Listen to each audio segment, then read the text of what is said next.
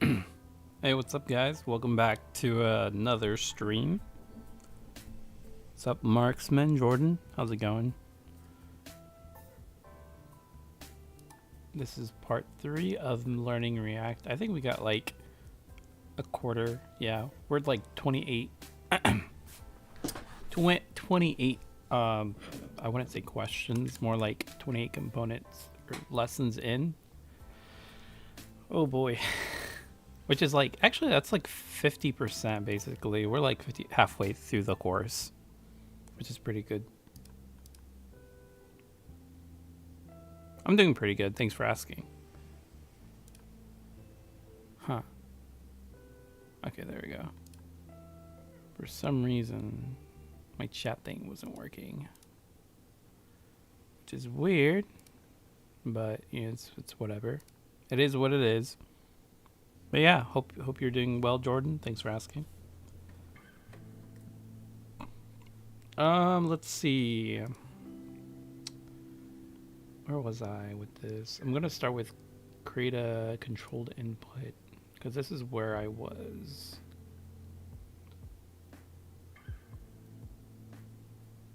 I think we were messing with like different states and stuff. So, dang, this is the only bad thing about like learning stuff is that you have to like go back and like review everything you've done. And dang, I kind of like, I don't know if I should do this. I should probably do this more than like once a week or something, because like I will forget this since there's so much stuff going on. I need to like find a way to like do more of this on my own time so I can like refresh my brain and stuff, but wish I had like study packets or something.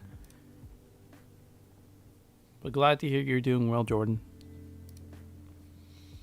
You have more complex interactions to state and the rendered UI. For example, the from control to input to text or both React move this into a React component state that becomes part of the application. So React controls the value of the if your React components the user can type into it will be controlled input form. I think I already got this, so change the code below this. What was it? I have to like go back and look it up to see exactly what the pattern to get this right. Let's see, change this handle change bind this. I'm binding the handle chain method to itself. This is the function of handle change, which changes this set state into event target value. Input value, this state, input on change. Oof, dude, this is kind of fuzzy. Rip. I'm gonna have to like redo this core section or something. I should probably like look back. I have to go. I might be able to get it back on, but I don't know. Well, hope you'll be able to come back, Marksman. But yeah, all right, man. I'll see you later.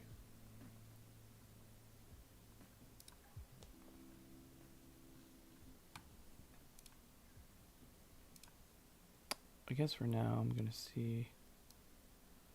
I know for a fact that this right here was like.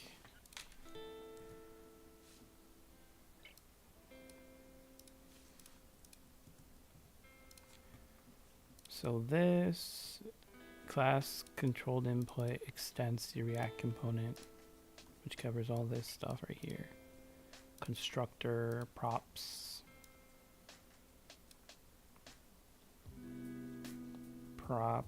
the proposition or whatever.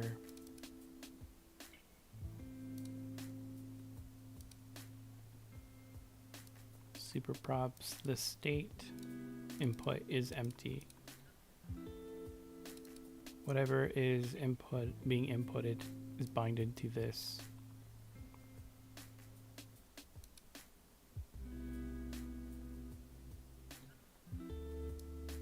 And this is pretty much handling a function.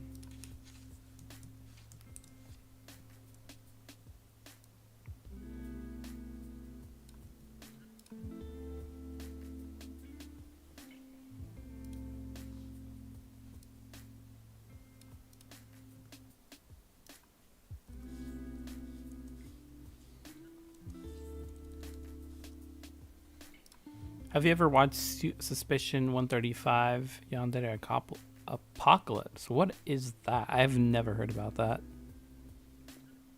What is that? Is that like a YouTube video or something? I've never heard of that.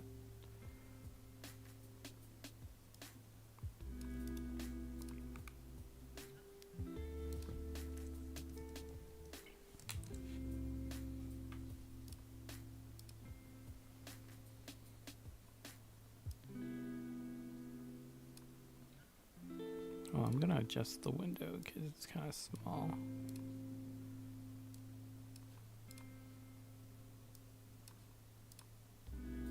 Yeah, that's a little better.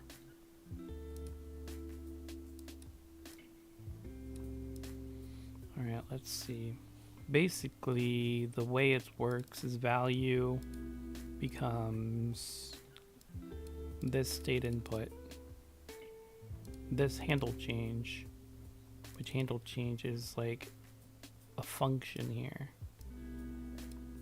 which the constructor, it's its own thing. This function is its own thing, and this render function is its own thing.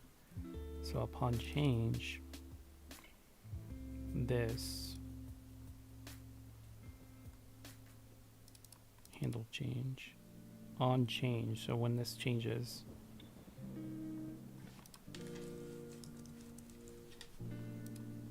which is like changes when something inside the box changes, whatever the value is, which is here,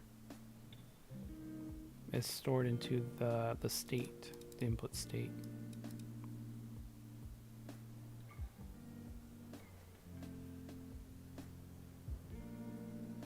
This basically takes the value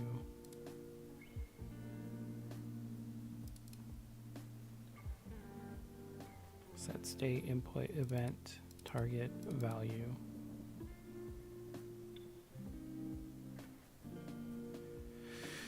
Dude, this is like whack, dude. If it gets more complicated than this, it's like I kind of understand what it's trying to do, but like I am not going to remember this the way it's structured.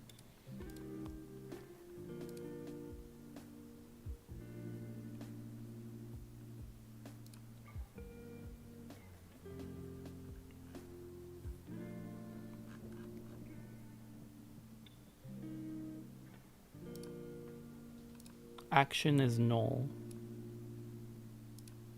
All right, let's see. Let's read what this is doing. The input is empty. The submit is empty. It's a YouTube video series. It's really good. I'm going to be reacting to it on my channel. I suggest you watch it. Yeah, sure thing, man. Like, is it like, how many videos is it? What kind of like, is it like animation or like short stories, like an audio drama? Like, what kind of videos is it?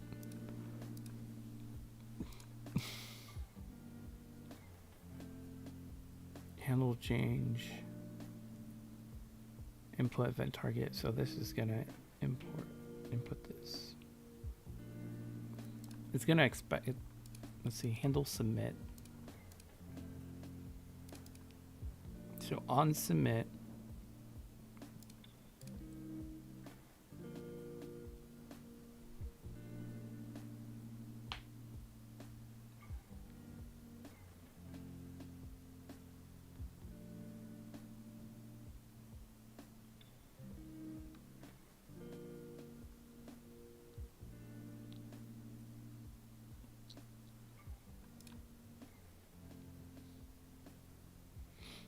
let's see, my form should return a div element. My form, which is this whole constructor, or this whole function, should be returning a div element, which contains a form and an h1 tag. The form should include an input in button. This is the div element right here, which contains a form, which is this right here, and an h1 tag.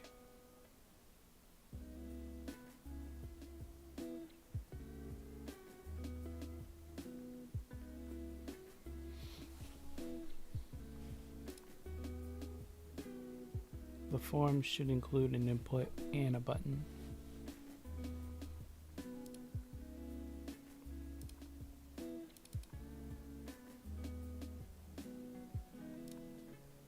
I'm assuming the input is right here.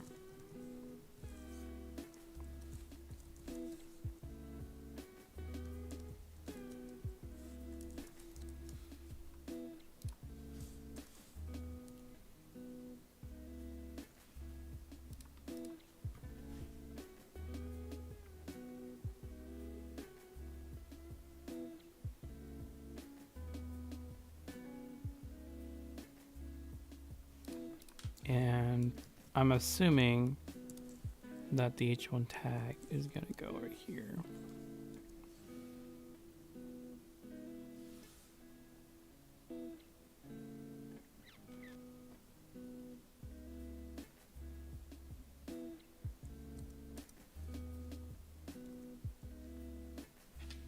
I forget the abbreviation of a tag. I think it was just H, well, /.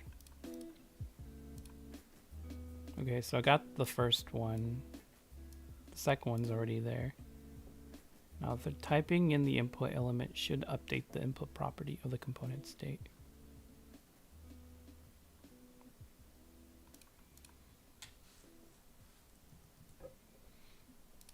Handle submit. So upon submitting, it should push this to, this function should push it to the state. This set state.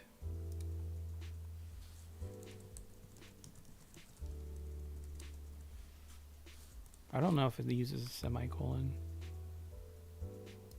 No, it doesn't.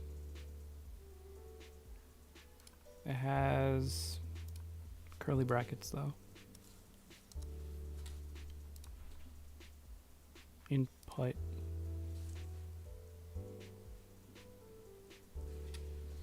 Typing in the input element should update the input property of the component's state. Submitting the form should run handle submit, which should set the submit property and state equal to the current input.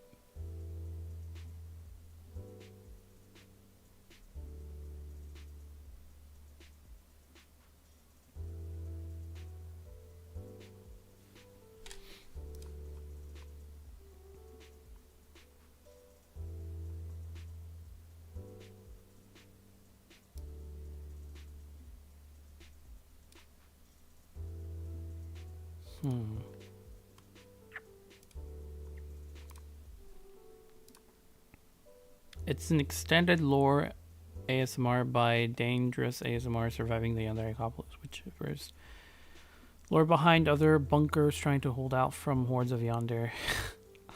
Foundation makes an appearance as well. SCP Foundation? Bro, that sounds really weird. I don't know, dude. I'm not really into that kind of like stories. Like, I'm sure it's a good story and I'm sure the lore is pretty good, but I don't know, dude. It just sounds not my kind of story, honestly.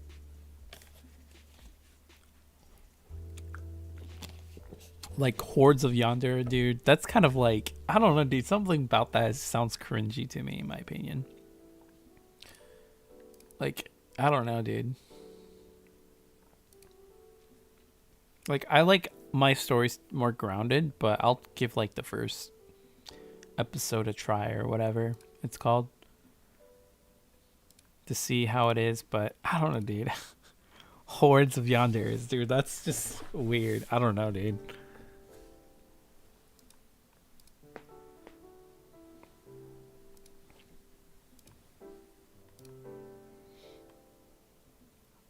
Interesting premise, but I don't know if I'd be into it. Let's see. Form submit, this handle submit. Typing in the input element should update the input property of the component state.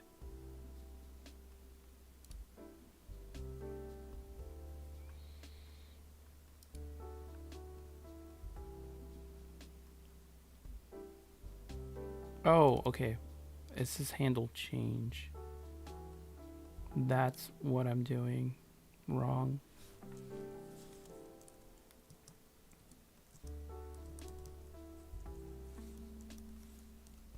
Or am I? Handle change. That could be it.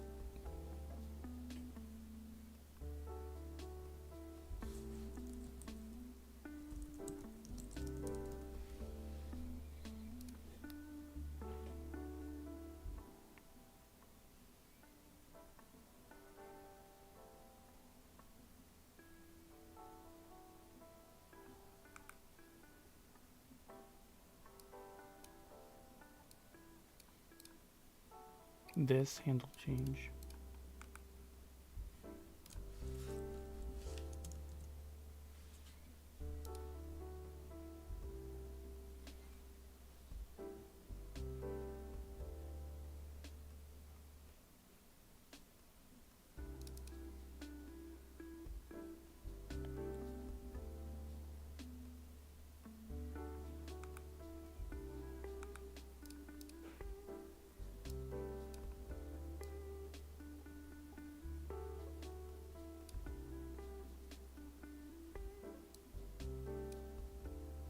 Hmm.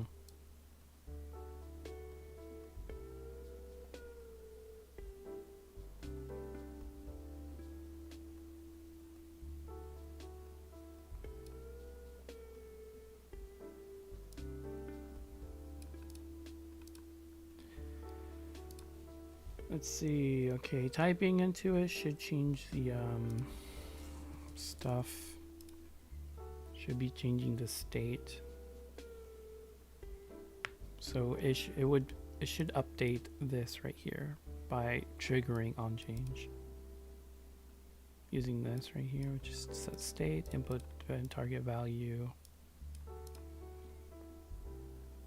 And then should run handle submit, which should set the submit property and state equal to the current input. Interesting.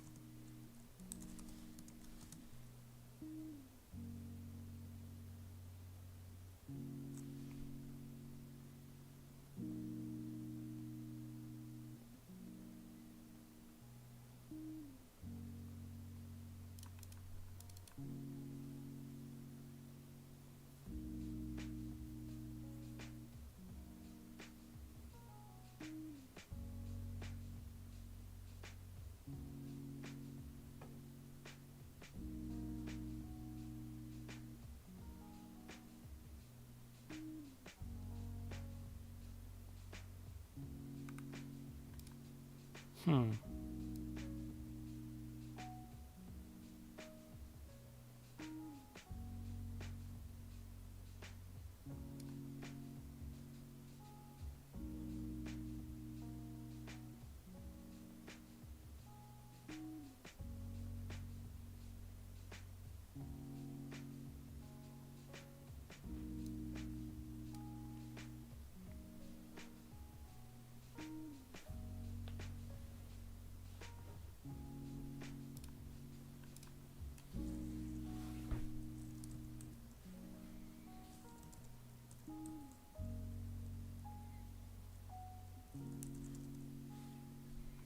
I would think it'd be this, right? Because this state dot input, which should take the input.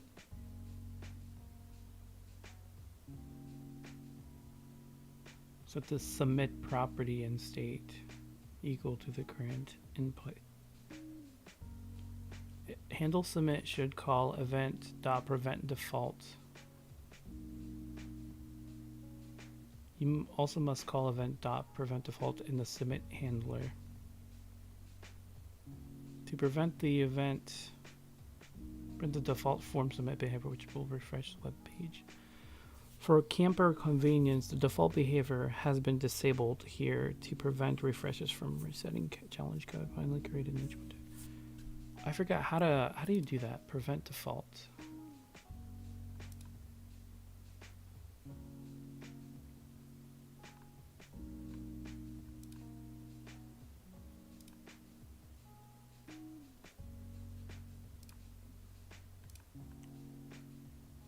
Okay.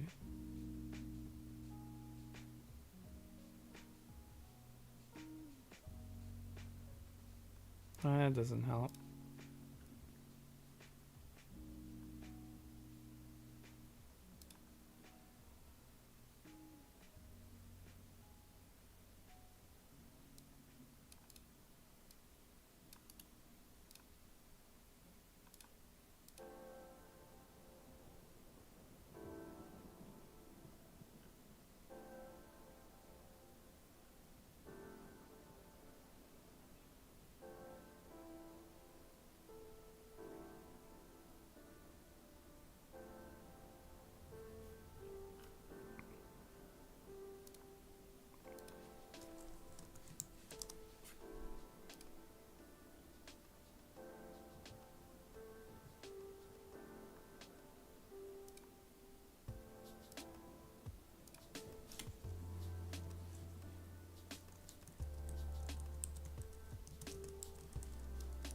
Maybe?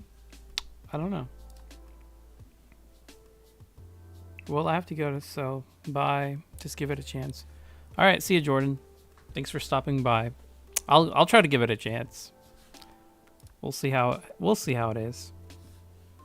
All right, see you, man.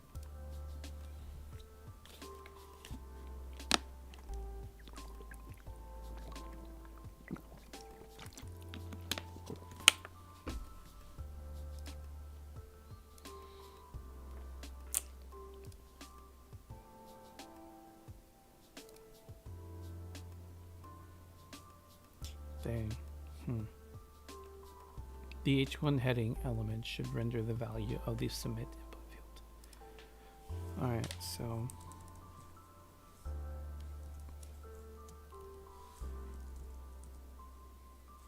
what was it again?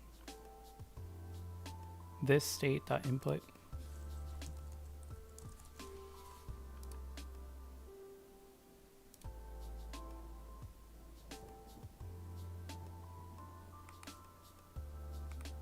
Oh, okay.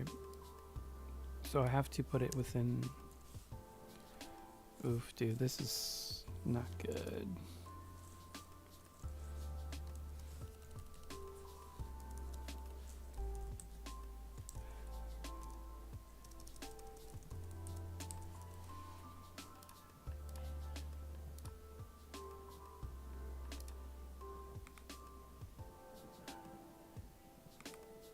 This state dot input.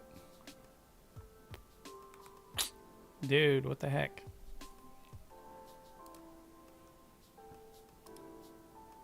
Hey, what's up, Dean? How's it going, man?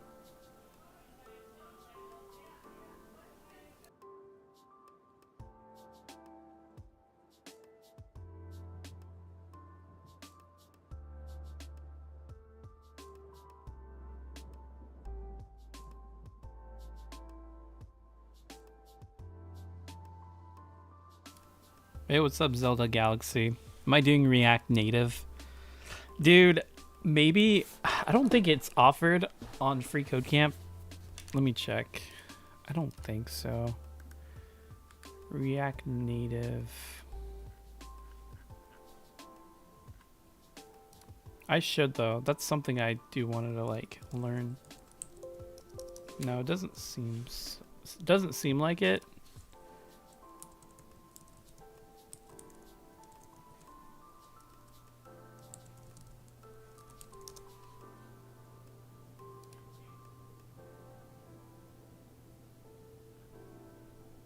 Yeah.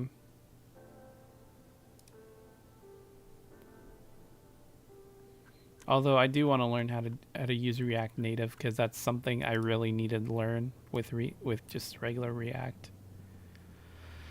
So for now, I'm just gonna like learn the basics of using React and then use React Native, so I can like see how I can go, how far I can get with it. Good, just working. Good to see coding again. That's good, man. Cool. Yeah, have a great day of work. I don't know. I don't know. Hope everything's going well, man. Dude, I don't know, man. This is like I get that React is supposed to be a modular, a freaking logic, but this is the way they explain React in this course isn't very helpful. Like, they don't give you a GIF or anything to like visually show you how things work. And I hate, like, I really despise trying to like looking at the get help section, because like I just cannot. Let's get a hint though, because I have no idea. I feel like I'm close though. I don't know. I feel like this would work, but I'm sure this is right. I'm sure this is correct. It's just that because the submit button is the this part here is wrong. I'm pretty sure. Create a controlled input stores its value in the state so that there is a single source of truth. This is what you did to the previous challenge. Create an input element, set its value attribute to the input variable located in the state. The state can be accessed by this state. Next, set the input elements on change attribute to call a function handle change. Okay, I already did that. Next, create the handle submit method for your component, which handle submit method, which I did right here.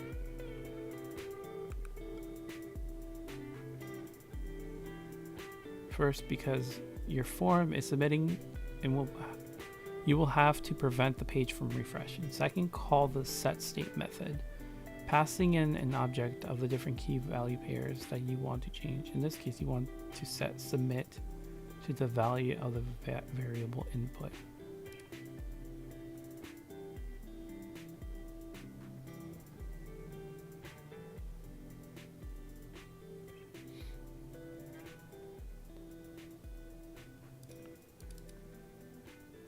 Oh, okay. That's probably why, because the submit is right here. The state input. Okay, cool. Now that your data is being handled in state, we can use the data. Create an H1 element inside your H1 element. Put the current value of submit. Remember this. Submit is located within the state. You'll need to use this state. In addition, placing the variable within JSX requires curly brace because it is JavaScript. This state dot submit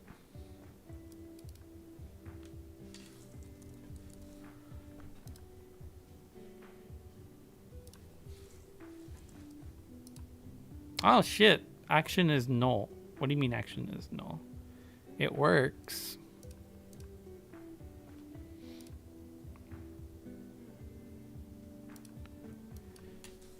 Let's see.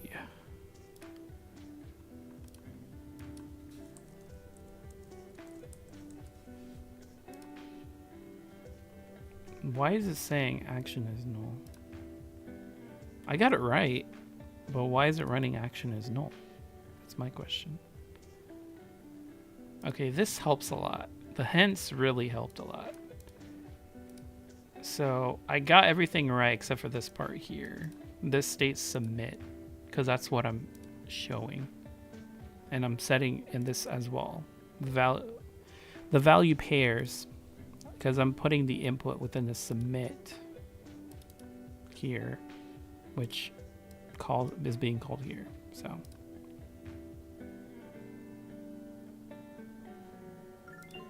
makes sense, right? Makes plenty of sense. I hope. I don't know, dude.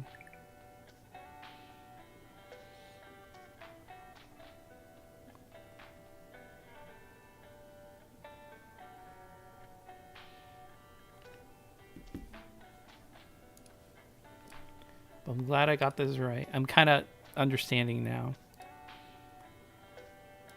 Oof. I don't like how it's very wordy. This is like a paragraph, though. Yikes. Come on. Let's see. Get hint, because I know I'm going to need it for sure. You saw a lot of examples that pass props to child JSX elements and child React components in the previous challenges. Wish I had like a link or something, or like a little note thing that you can hover and it shows you what it means, what it's referencing, because that would help a lot. You may be wondering where those props come from. A common pattern is to have a stateful component containing the state import to your app, then renders child components. You want these components to have access to some pieces of the state of that state, which are passed in as props. For example, maybe you have an app component that renders a nav bar among other components. In your app, you have a state that contains a lot of user information, but the nav bar only needs access to the user username so it can display it. You can pass that piece of state to the nav bar component as a prop. This pattern illustrates some of the important paradigms.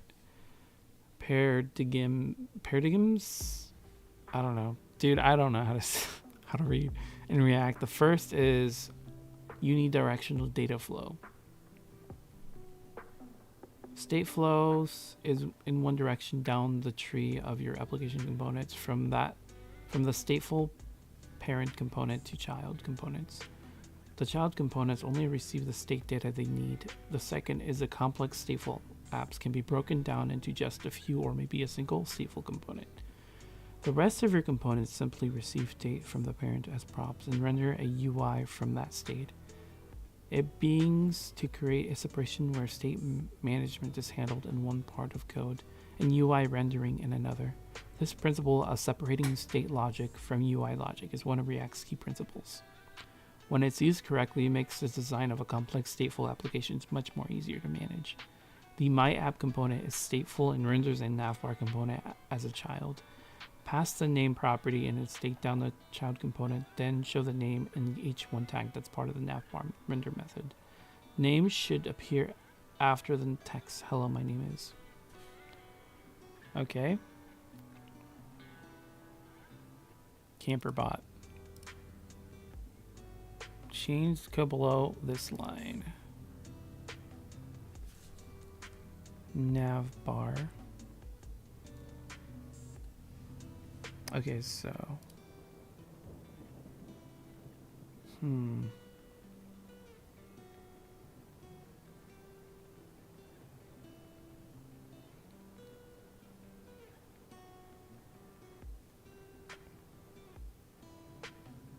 I feel like it has to be something with the curly brackets.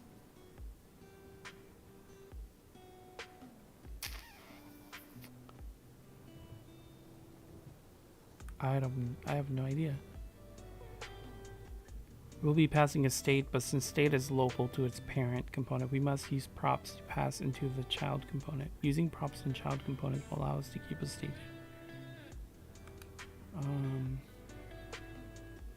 This does not explain anything. I don't know what's going on, dude.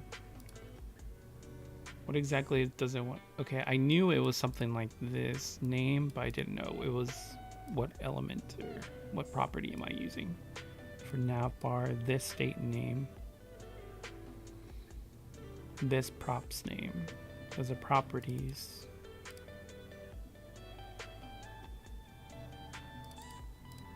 So I'm grabbing this camperbot name right here, this value pair, the name, and then passing it inside the nav bar and this code, which gets it from props. Okay, I see what's going on. Makes way too much sense, bro. Yeah, okay, I'm sure it does.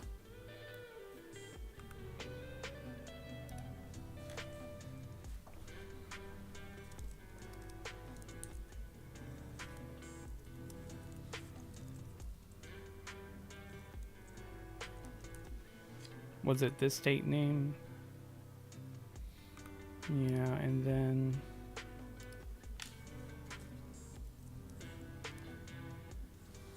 what was it? This props name.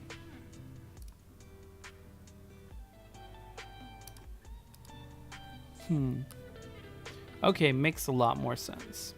I wish I'd give you a refresher to how it looks like, dude. Because I don't know how they expect you to like actually, you know, remember all this stuff.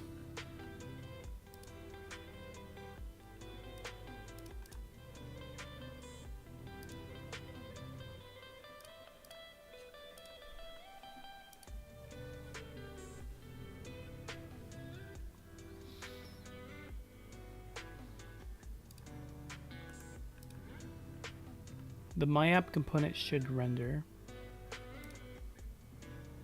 Okay, so the first one is good. I don't really need the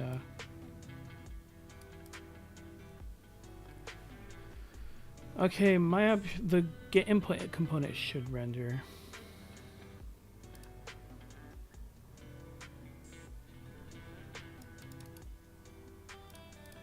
Where is this located?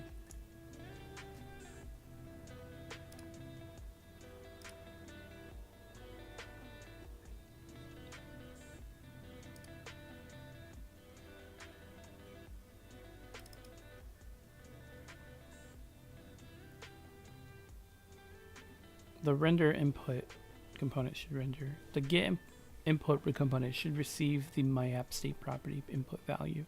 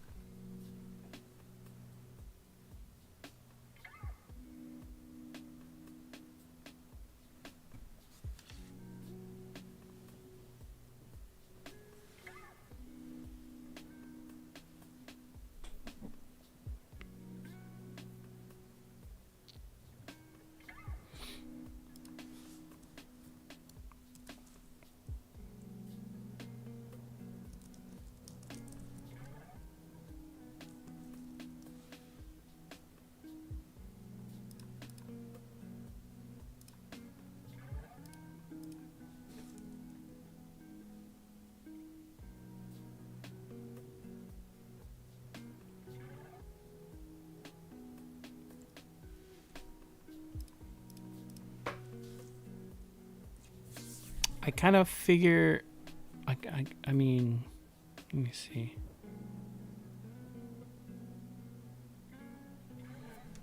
Get input, so it'd be on change. This state.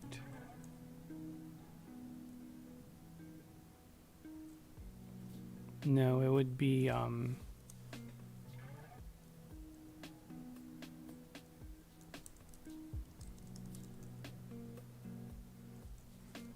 think something like this, right?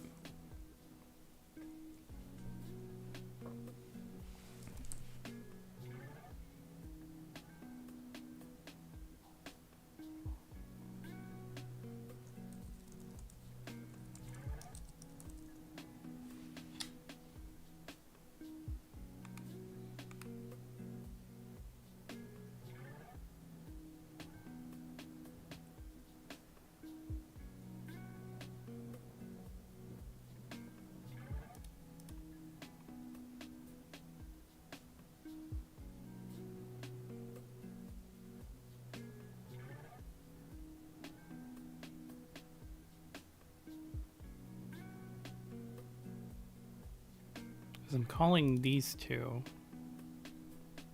in here, which is fine.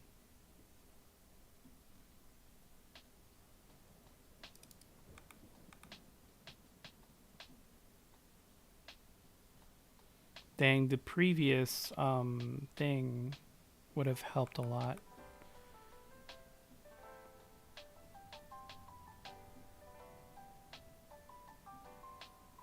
the object value.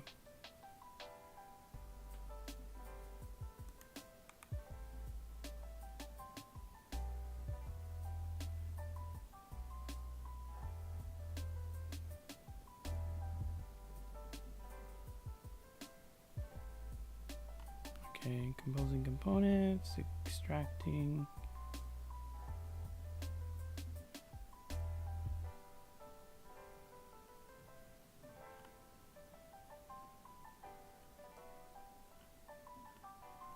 That doesn't really help.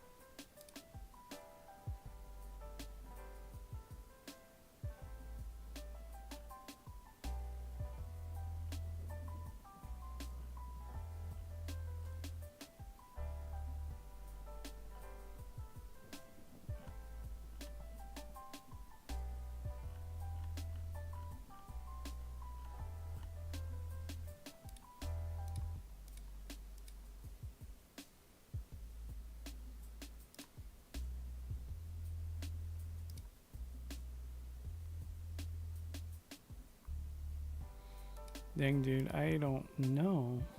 I need to go back. I need to go to the curriculum again because I can't figure this out. This helps a little bit, but it's not really. I don't want to look at the hints just yet. No, that's Redux. I think it was this one, right?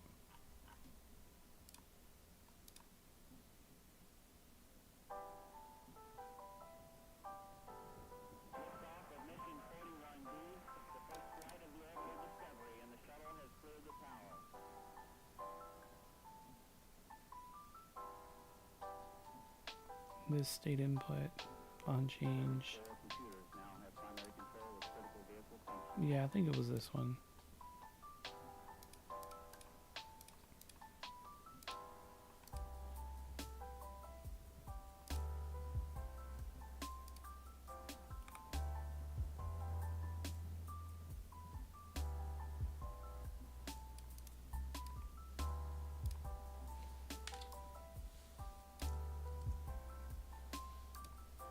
This state input, but instead of input be input value, and this will on change will handle the handle change function.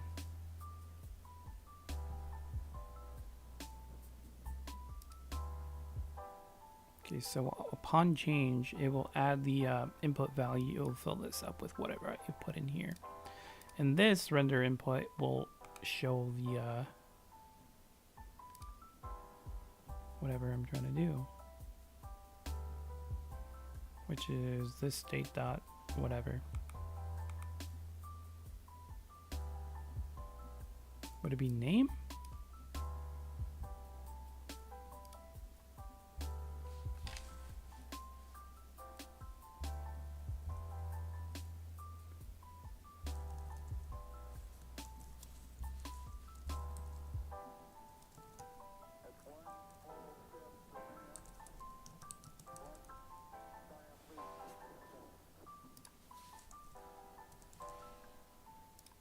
No, that's not it.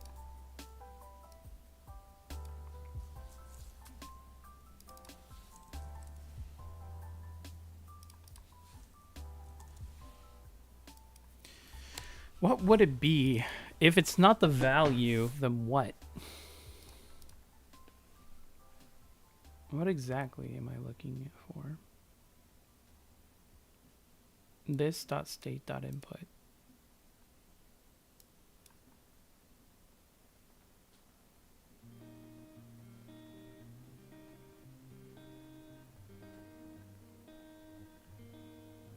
I think this is the part where I'm kind of stuck.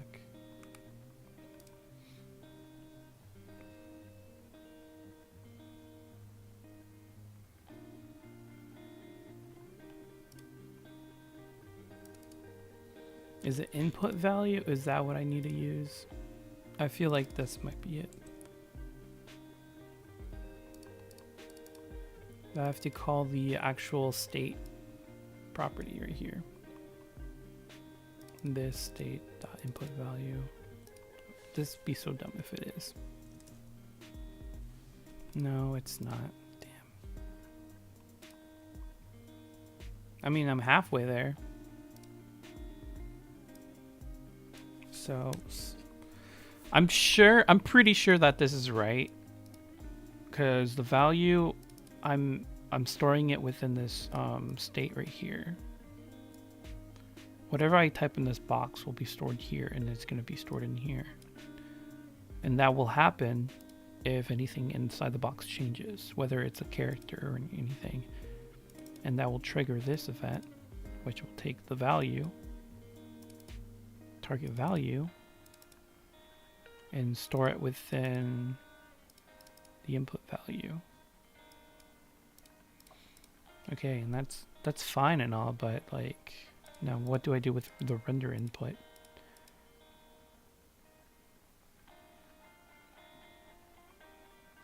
The myAppState property input value as props and contain an input element which modifies myAppState. Wait, what do you mean? Should receive the myAppState prop input value. So it should have input value in here somewhere as props. Okay. And contain an input element which modifies myAppState. And contains an input element. Why would it how do I just render input like this? Can you do that? No, I don't think so. It's blue, so it's probably a syntax error.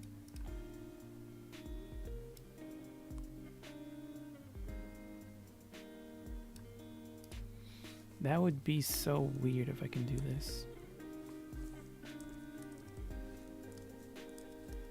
No, I don't think that's it. That'd be so weird if this was it. Fuck, dude. This is so annoying. I want to know already. Set state its property in my app class to this state to get the object value. This doesn't help anything. Okay, where is it? Input. Okay, I got that right. Input. An input property. So I initially got it right. It's just that the property name would be input.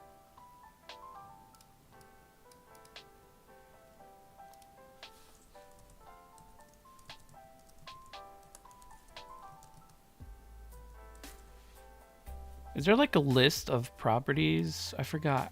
If I remember correctly, it did say something like that.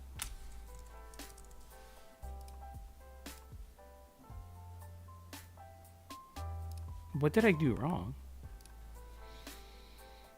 Let's see. Get input. Okay.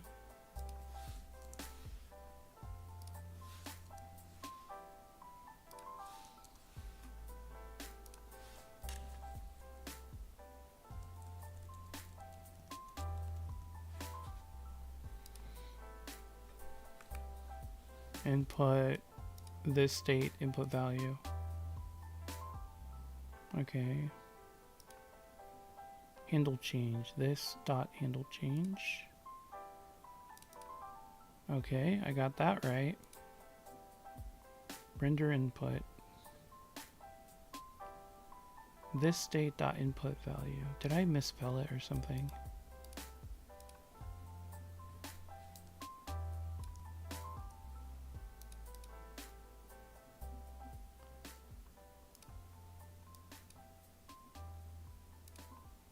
Within a div.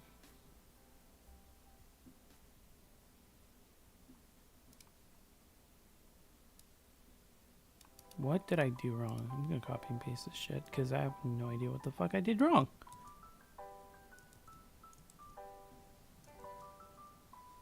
Input. Oh, Oh shit, that's what.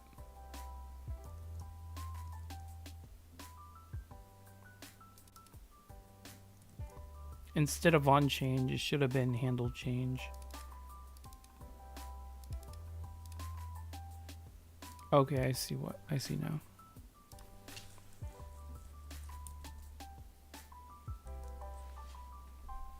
That's so dumb, dude. How was I the fuck supposed to know?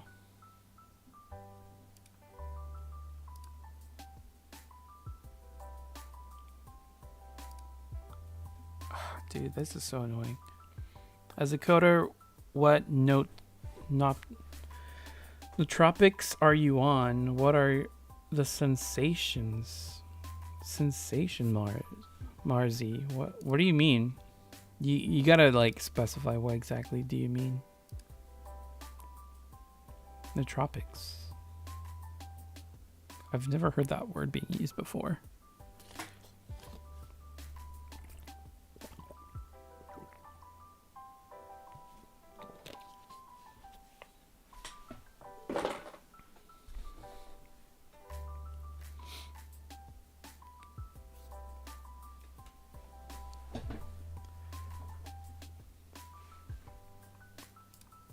I don't know, dude.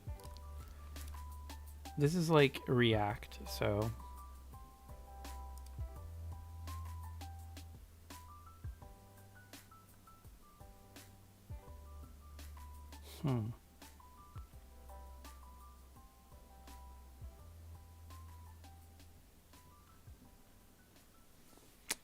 I'm gonna have to leave this open because, like,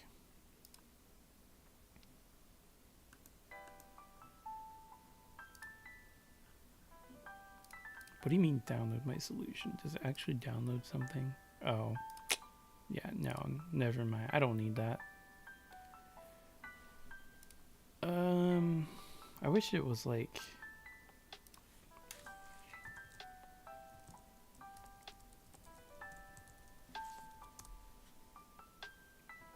No, I could just probably use code bin or something.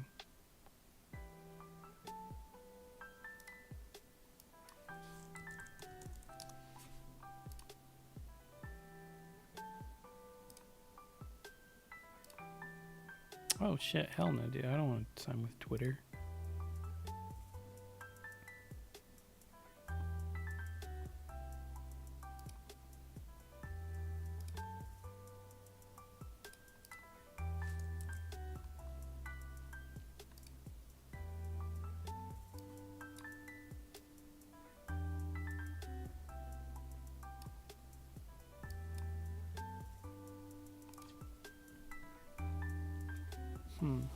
I'll just keep this open as is so I can like remember.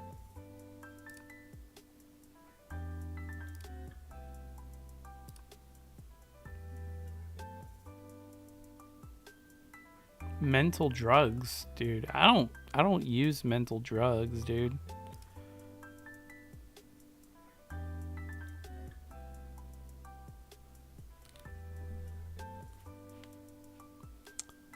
I don't know what you're talking about, but if that's like a saying or something, then I guess I don't know. Just stuff, I guess. I don't know, dude.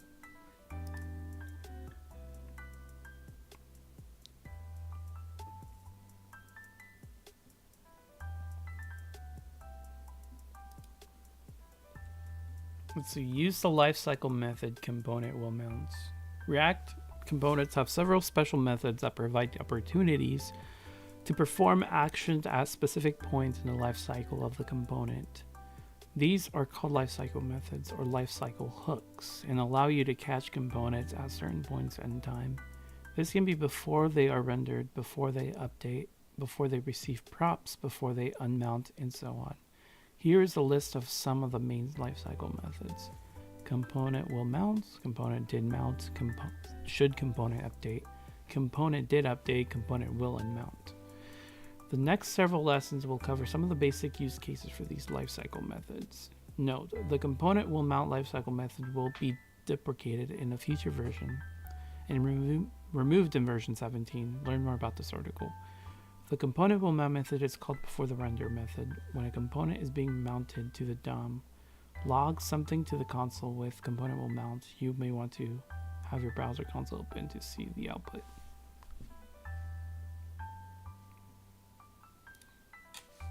Log something? Like what?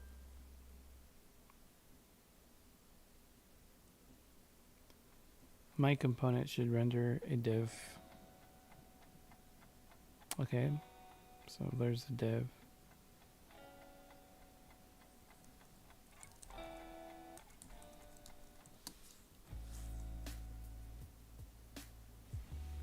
I don't know. What the fuck am I supposed to log?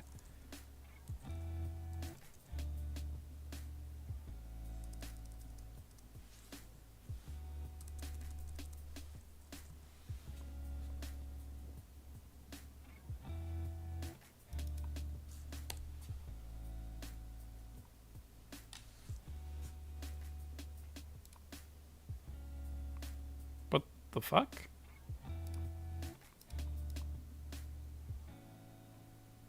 That freaking makes no sense. What was the point? Just because I'm using component will mount? That makes no freaking sense, dude. What the fuck? Dude, this freaking course is so whack, yo. Like, what the hell is going on here? What exactly am I looking at? Whatever, dude. Most web developers at some point will need to call an API endpoint to retrieve data. If you're working with React, it's important to know where to perform this action. The best practice with React is to place API calls or any calls to your server in the lifecycle method component did mount. This method is called after a component is mounted to the DOM. Any calls to the set state here will trigger a re-rendering of your component. When you call an API in the method and set your state with the data that the API returns, it will automatically trigger an update once you receive the data. There is a mock API called the component did mount. It sets state for after 2.5 seconds to simulate calling a server to retrieve data. This example requests the current total active users for a site. And the render method, render the value of active users in H1 after the active users, which this happens in the preview, and feel free to change the timeout to see the different effects. Interesting. Okay, so this is where it will like retrieve live data, I suppose.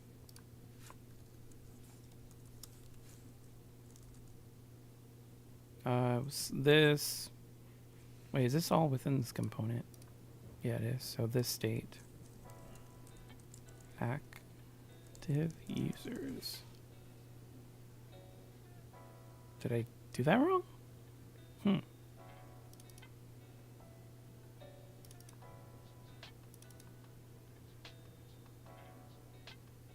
Oh yeah, okay, so it took a while for it to render, that's why.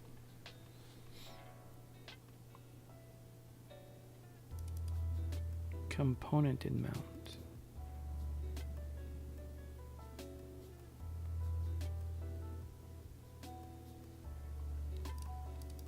So it replaced the null with this number here after 2.5 seconds. Okay, let's try 500. Okay, cool.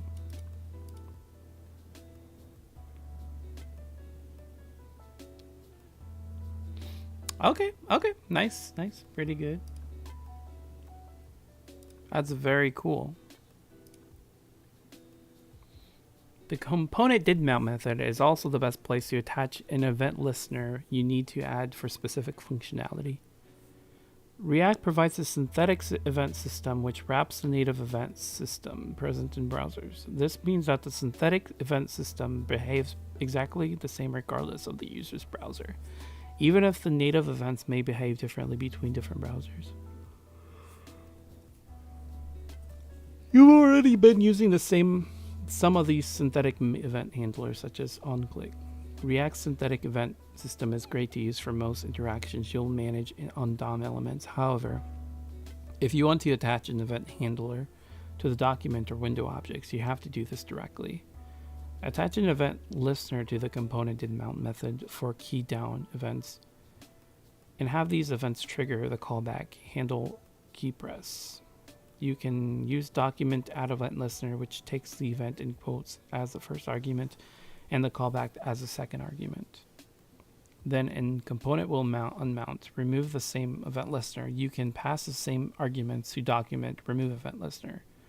It's good to practice to use these lifecycle methods to do any cleanup on React components before they are unmounted and destroyed. Removing event listener is an example of one such cleanup action. Okay. So it wants me to mount and then like unmount it after a while. Okay, let's see.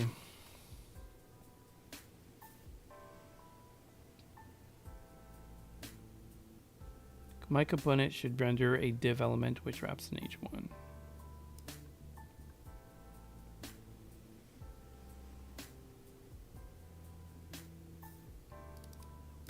Wraps this. Okay.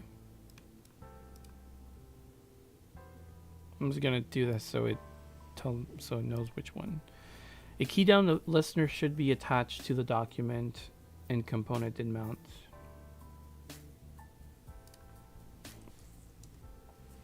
Oh, no.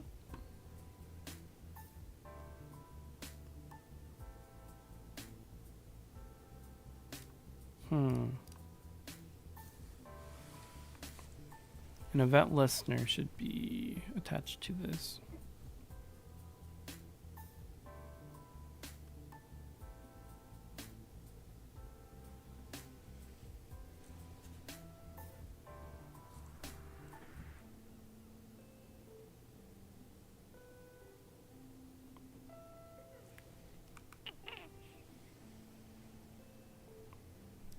So what do I use this?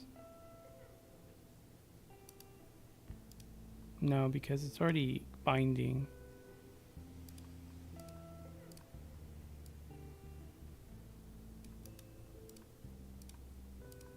I'm assuming it's this, right?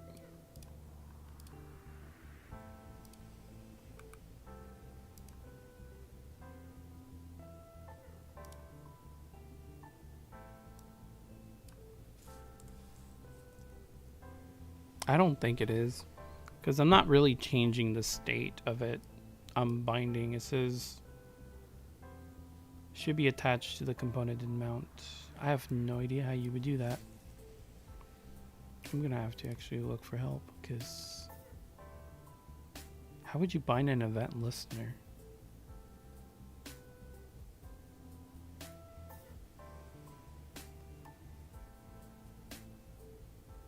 Use document add event listener, event function optional, use capture.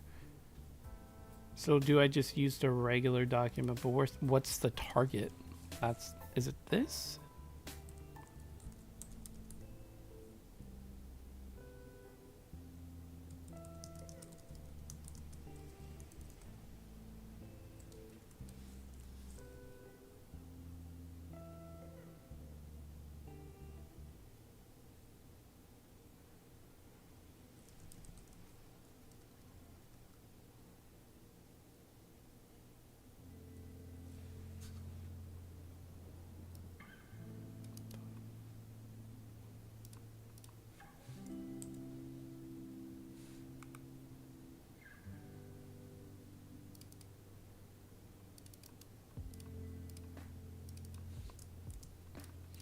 Remove event listener, but what exactly do I target with this?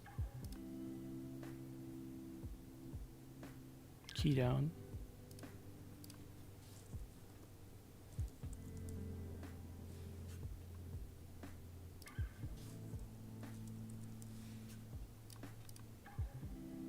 No.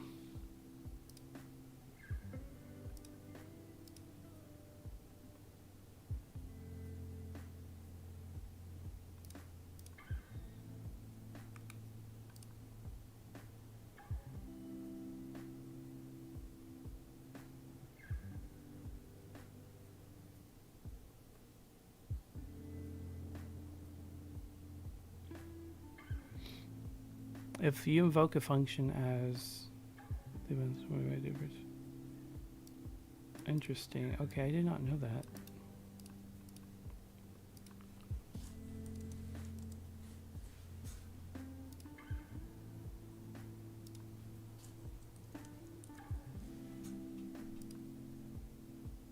Nope.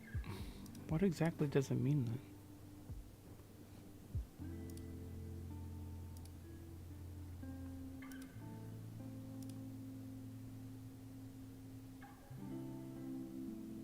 I got it right. It's just that I need it. It's a the brackets here.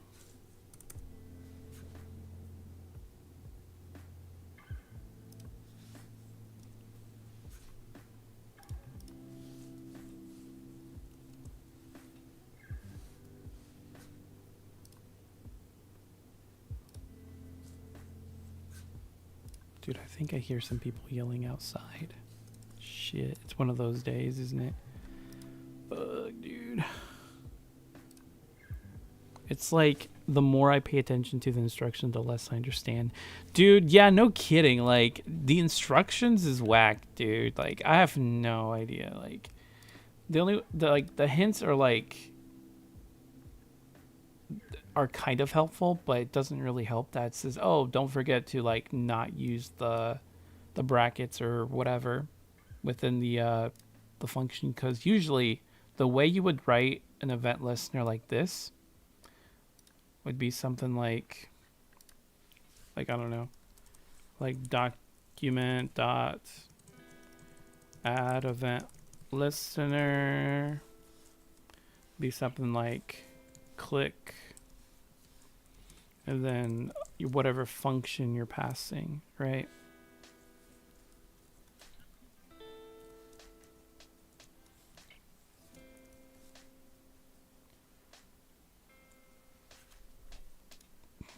But I haven't seen it.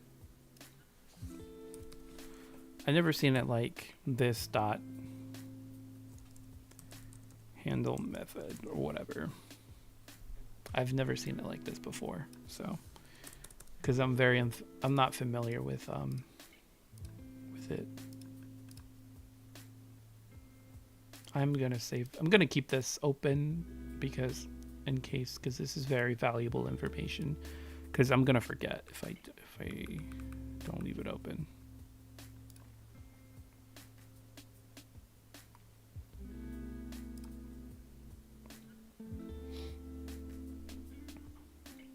So this binds these methods. The component didn't mount will fire.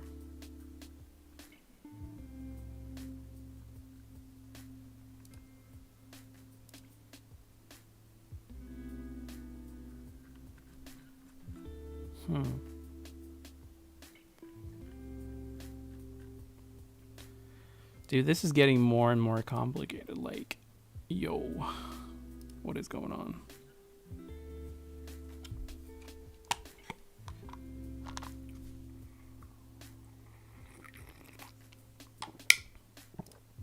Like, is there an easier way? Like, dude, I'm gonna have to practice this shit. So React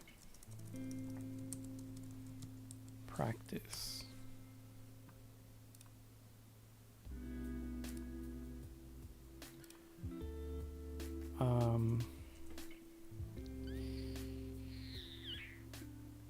This actually is very helpful.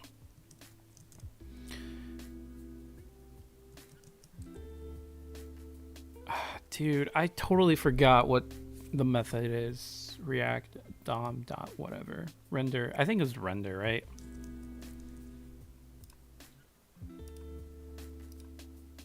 Oh, it's lowercase render. That's so dumb, dude.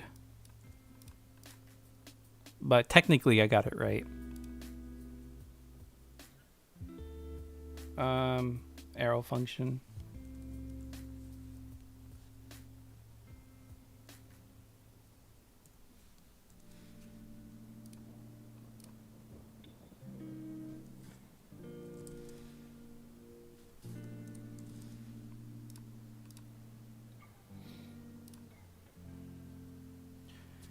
Complete an array method that will allow you to run a function on each item in an array and return an array.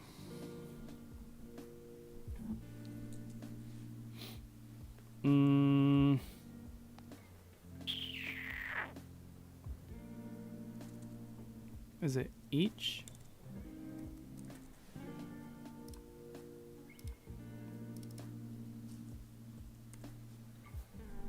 On each item in an array and return a new array.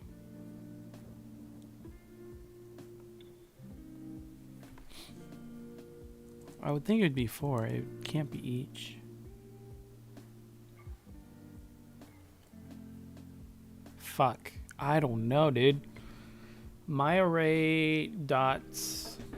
Let me see. Map? Map? The fuck? Alright. I suppose. Oh, didn't even read it. Use destructing to exact only the third item from the array into the valuable. Okay.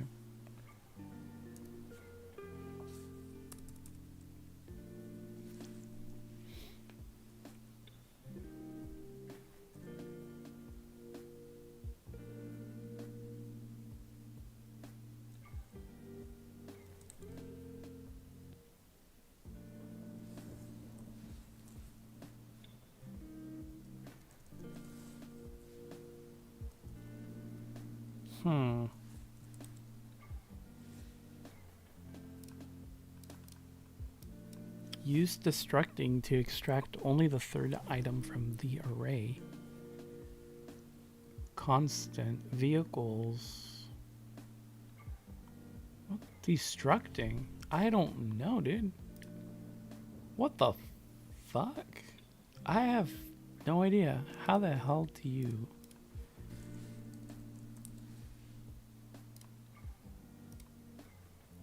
What the hell? Use destructing to extract only a person's state.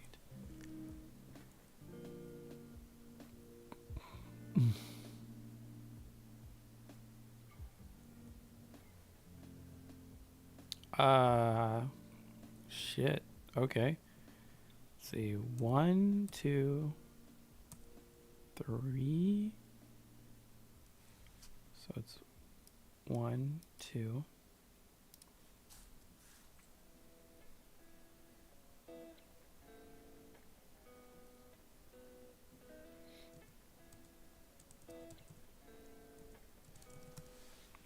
I would assume it's like that.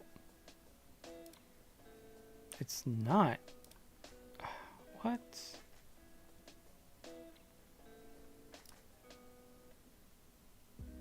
The fuck? Really?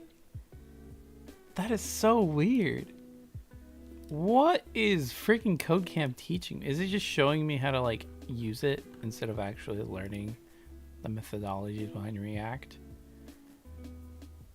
Addressed colon bracket state.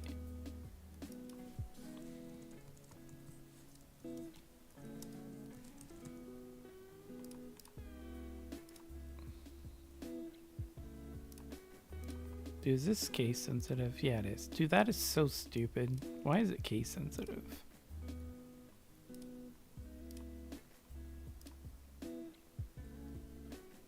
Spread. Dude, I have no idea. 3 dots, array 1, array 2. Huh. Oh, I know ternary. Ternary is like easy, dude.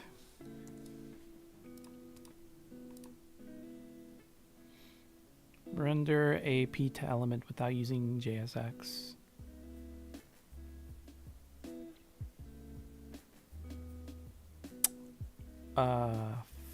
Fuck, how would you do that?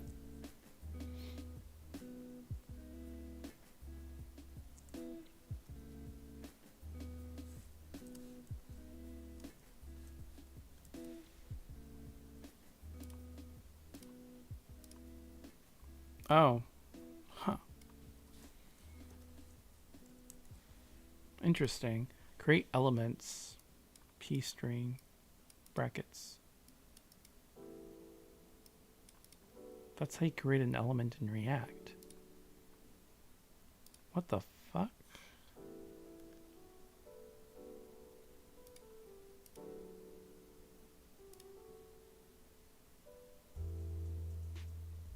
Render a p tag element using JSX.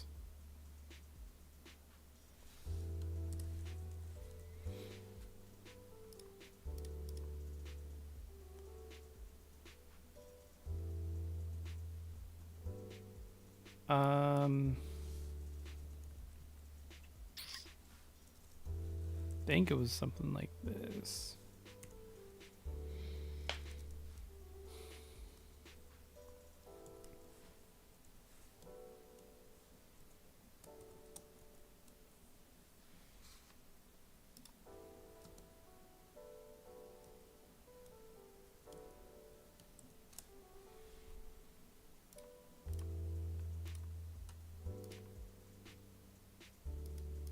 What the? So I was right. Dude, that's so stupid.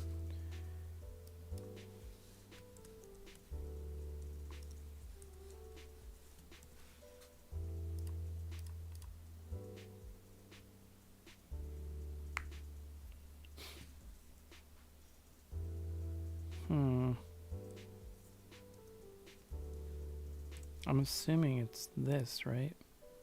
Curly brackets. No, it has to be just regular brackets. What? It is curly brackets. Bro. I guess, well, it did say that anything within the curly brackets is considered JavaScript within React. So it makes sense that this would be considered. It can do logic. Complete the expression to include a class attribute the way JSX supports.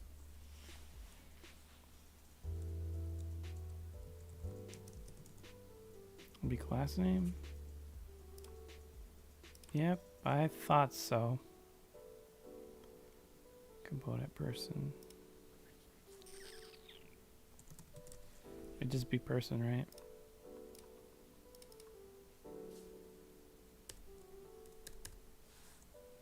The fuck does it want from me? It'd just be person. Name the following React component person.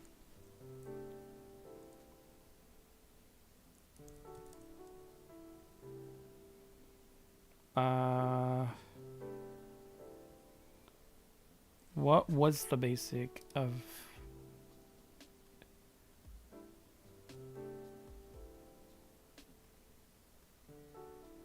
extends to React component?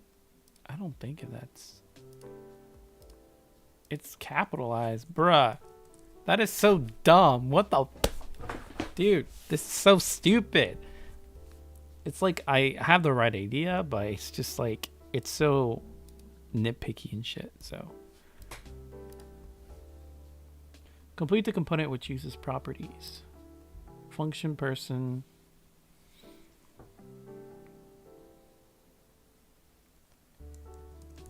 Param.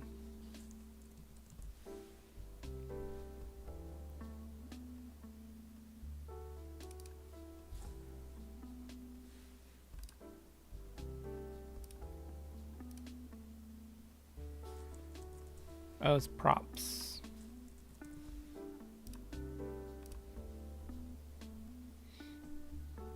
Create a variable named name and pass the message component. Oh, that's easy. I just used curly brackets. Because the logic, it passes the variable within the construct. Complete the statement. The event handler. On click.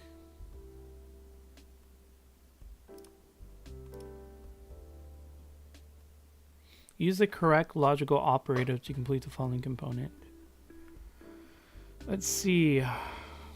Function app is passing the parameter of is logged in. Return.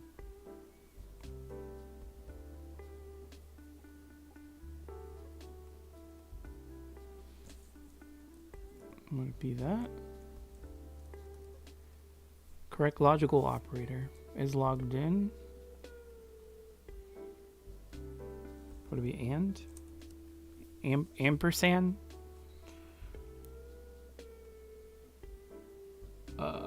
It makes sense because both of these will have to exist. Yep. This is the real grind, dude. No kidding, dude. Like, so I'm trying to learn React to like get a better job, and like hopefully after a while I'll actually like learn everything and like be able to apply this to an actual job and get paid more. Guys, this is how you become rich, okay? You learn code, you get a job, and you make fat stacks of money, and then just slap people around with your Tesla. Bruh. This sucks, dude. Oh, there's so much work. I'm like one of those people like that, like, I don't know, is average at best. So doing this kind of work is like a lot for me in my opinion. Like, you'd be surprised, dude. Like in high school, I was like so average at everything. Like my grades would be like C plus and C's and stuff. I wouldn't completely fail my classes, but I wouldn't like completely pass them with flying colors and stuff like that. Only funny enough, the only class that I got like 100% was literature or film literature and like English, which is funny because that's like writing and stuff, because we did a lot of writing in that class and like had to make essays and shit about like movies that we watched, and like I got 100% on the final for that class, and like that's kind of unheard of, really, because I've never gotten 100% on a final of any class, which is crazy. But it just tells you that what kind of like things I'm good at. I'm good at writing, I suppose, at least creative writing. But that's pretty much it, really. And I guess a little bit of, I don't know why I got into coding in general. It wasn't because of the money. I know that it was a good job and stuff, and I actually don't mind coding. Like, I really do like it. The programming is really cool.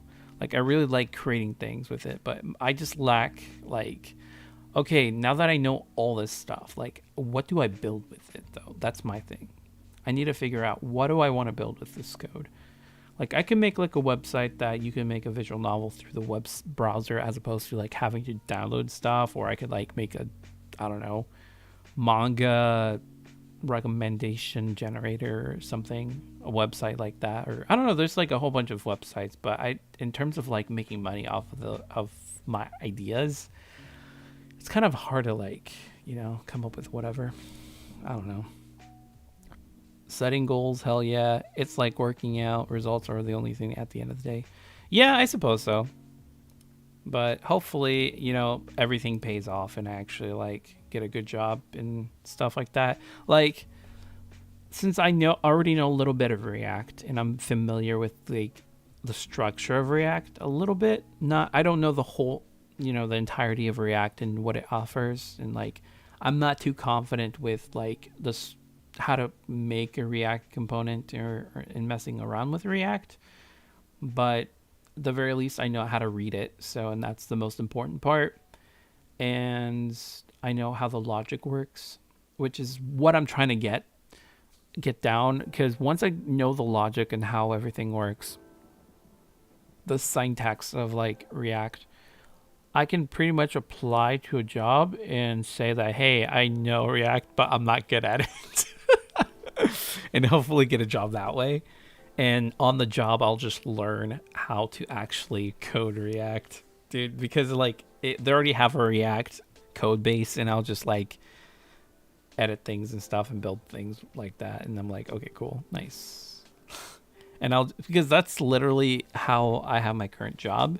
It's like before my current job, I had little to no knowledge of JavaScript. Like I knew how to use it a little bit, but I didn't know like how to completely use it, like the nitty gritty things of JavaScript. I did not know anything until I took on this job, and dude, I had to like grind for real to like pass the assessment test which they gave me. Surprisingly, I passed it with flying colors and stuff, and they hired me. And I'm like, and because I got this job, I got really good at JavaScript, and I'm like, yeah, I'm so confident in JavaScript. I understand it completely. Like it used to be where it's like I did not understand what a for loop or like a loop statement did, but after like actually using it and like you know forcing myself to actually use it, because if I don't use it while pushing my code to like production and stuff like that, I'm gonna look like a noob, and they're gonna ask like, oh, why didn't you use a for loop, or why didn't you use a loop statement or whatever. And I don't want to be embarrassed by that, so I force myself to like learn that shit like hardcore. And after like learning and stuff like that from trial and error, dude, like I know how to use JavaScript, and it's actually pretty easier than this for sure. But dude, once I learn React and get the gist of it, dude, I just hope I get a better job, honestly.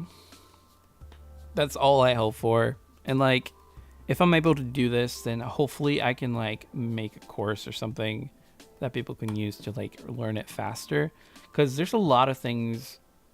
I feel like the best way to learn how to code in general is by doing exercises like this. Not just like, it's kind of the mixture of of Code Camp, like actually doing it. But the thing is that they don't really visualize any of this stuff.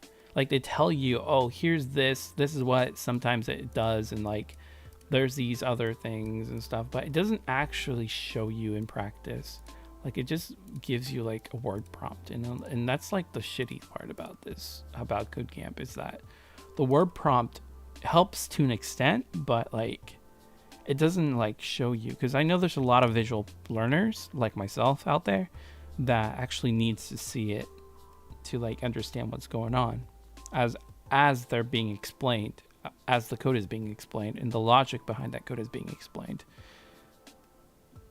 And that's why I feel like these exercises combining with this is a little bit better, because at least I kind of wish they had like practice tests, like more than just one little practice right here, because then you'll actually like learn something, or it will actually stick, But I don't know. That's just my, just my little, my rant, I guess.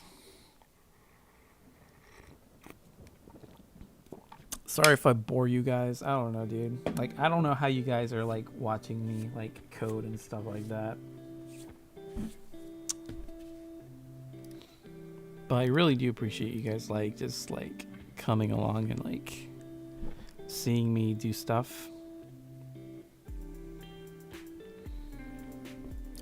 But yeah, I'm gonna have to like make longer streams of this, because like I really do need to like learn this as fast as I can, so I can like start using it. And I need to make projects and like use the exercises to like remember how everything works, because if I don't keep using it, then I'm gonna forget. Yeah, the journey is part of the plot, for sure, dude, for sure. Add the attribute that allows React to keep track of elements.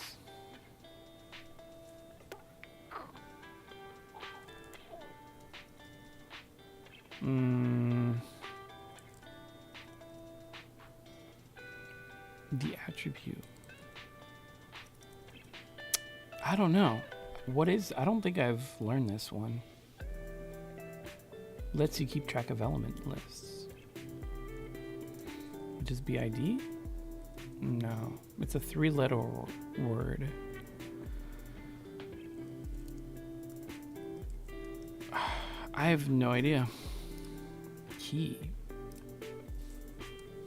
Huh. So key lets you keep track of elements in a list. Item ID.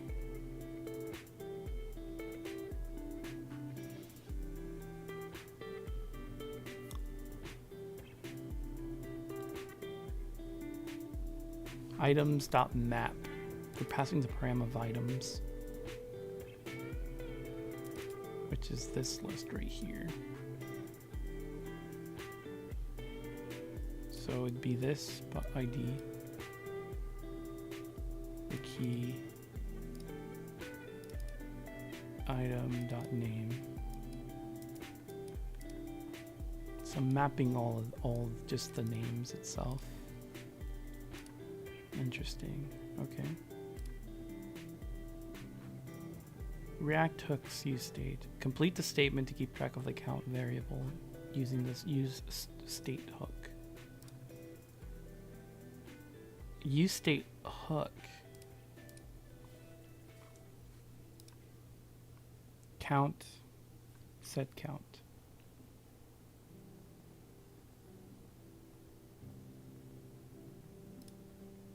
Count. Function, keep count.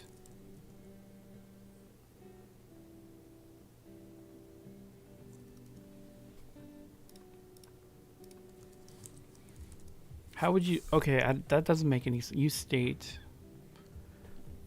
of 0. Import use state from React. Function, keep count. Constant, construct, count, set count. Use state, set it as 0. React hooks use effect. What you need to add to the second argument of a use effect hook to limit it to running only on the first render. I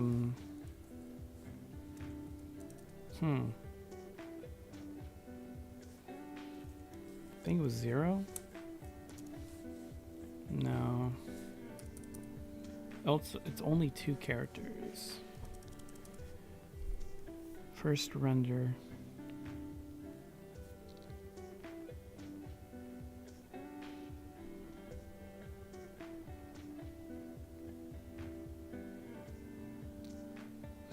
Yeah, I have no idea.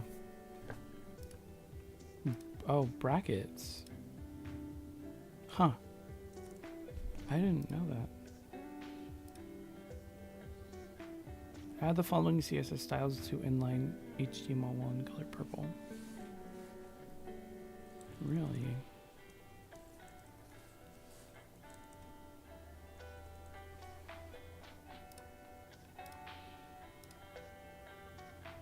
Double. I mean, I guess that kind of makes sense.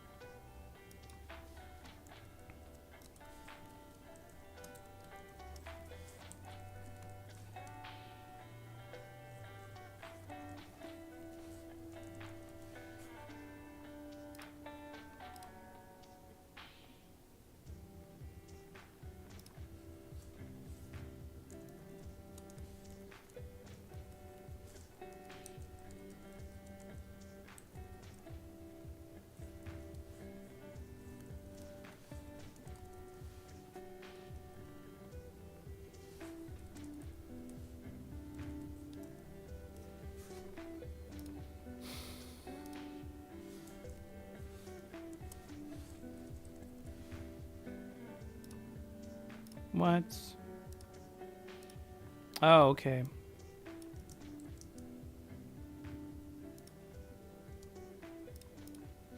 Interesting. So the hyphen isn't there. Okay.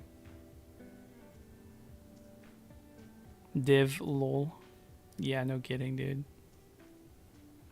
Import. I think it was something like app.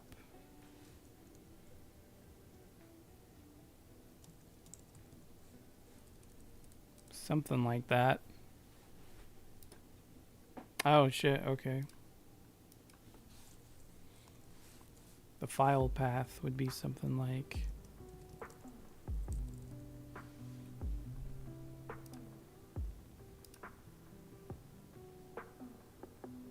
name the CSS file so that it can be imported as a module.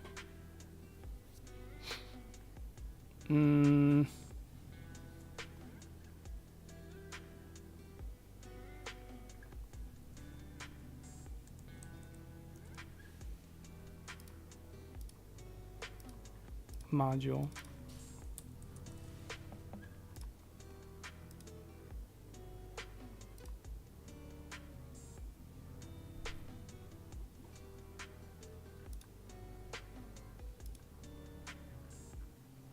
I don't know if this is better, if W3 schools is like better than like free code camp. Dude, there's like, I don't know, dude, like free code camp is good enough for like actually learning how to like make something, but W3 schools is like good for like the very basics, like the basics of basics. It breaks it down to all these. React. I might actually have to do this on my own time. But for now, I suppose I need to like learn how to like actually use all these components.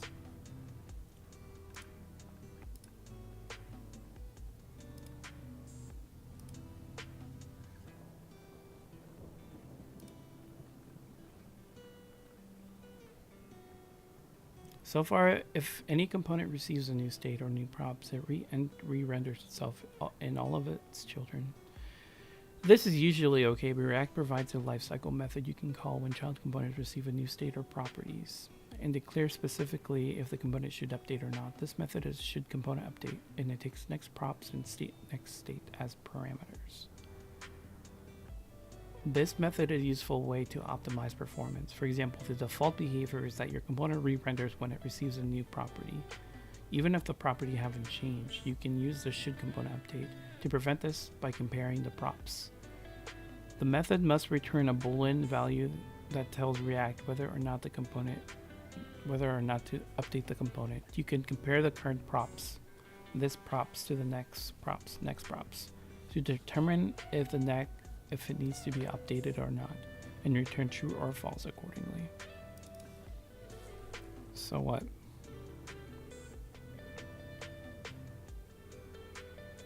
The should component update method is added in the component called only evens. Correctly, this method returns true, so only evens re-renders every time it receives a new props. Modify the method so only evens updates only if the value of its new props is even.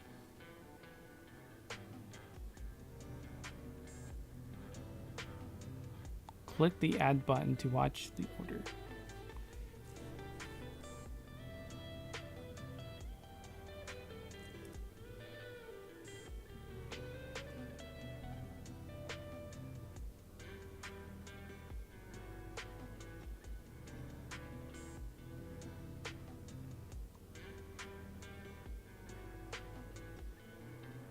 By comparing the props.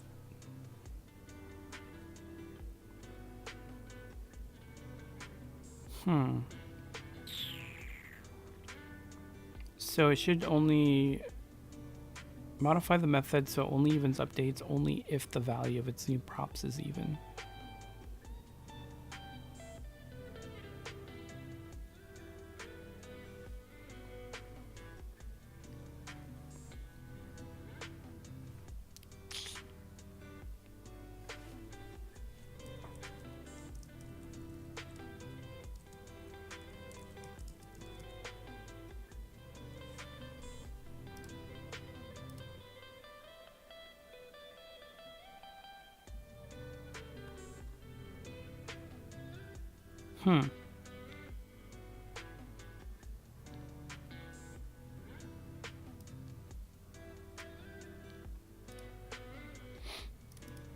What exactly is next properties and next status rendering?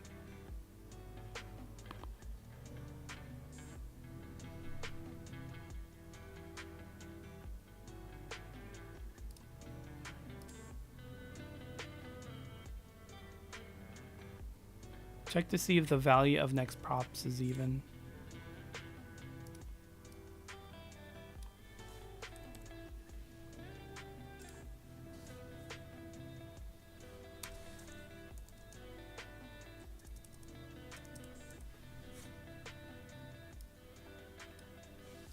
How would I check if next props is even? Like, what exactly do I need to do?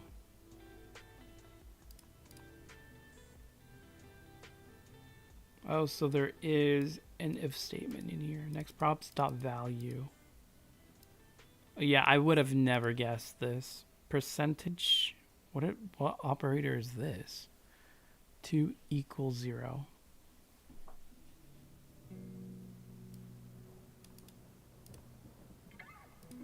Yeah, I would have never have guessed this.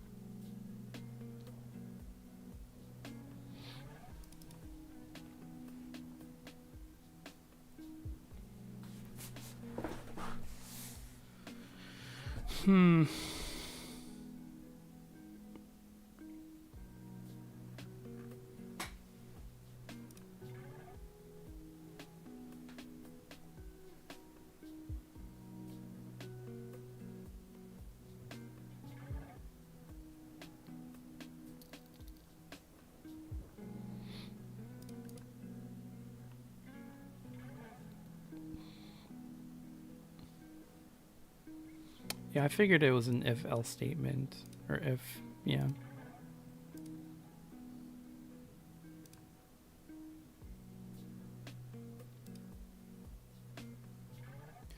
There are other complex concepts that add powerful capabilities to your React code, but you may be wondering about more simple problem of how to style those JSX elements you create in React. You likely know that it won't be exactly the same as working with HTML because of the way you apply classes to JSX elements. This is where we get into styles of React. Okay. And that's where I was missing the context of when I was doing the exercise. That's why when I was like going through styles, I was wrong with a bunch of this stuff. Makes sense? If you import, let me see, what is it referencing here?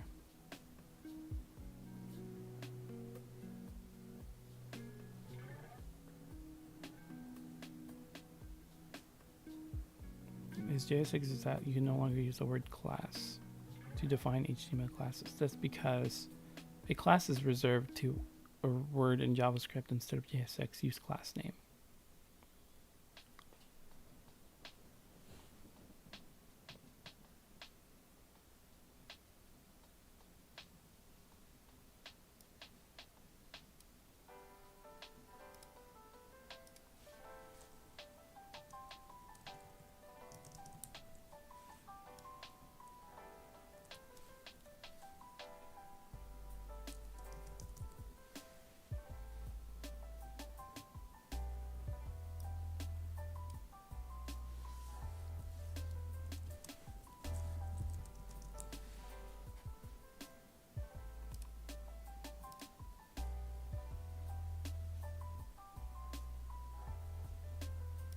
Okay.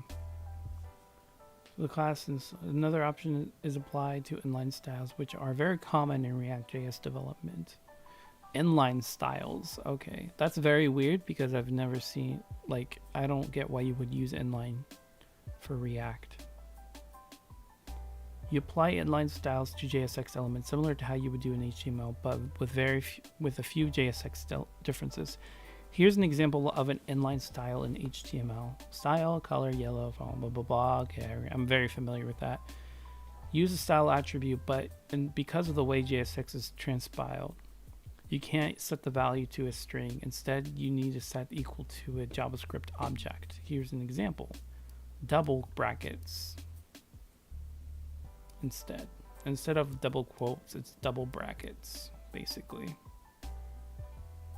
and instead of hyphens, it gets rid of the hyphens, and the first letter is capitalized, and it doesn't use pixels. It just uses the number itself. We camel case the front size property. This is because React will not accept kebab case keys in the style object. React will apply to your correct property name. For us in the HTML, add a style attribute to the div. Okay, this isn't too difficult.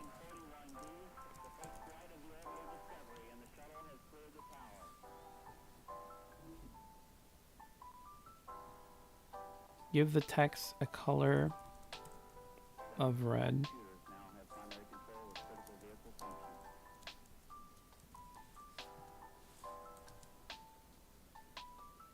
And a font size.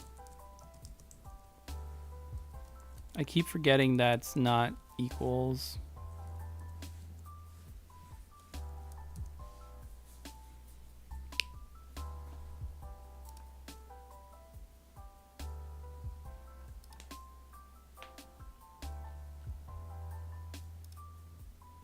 Funny enough, if I go through the rest of this, I might actually finish this course like today.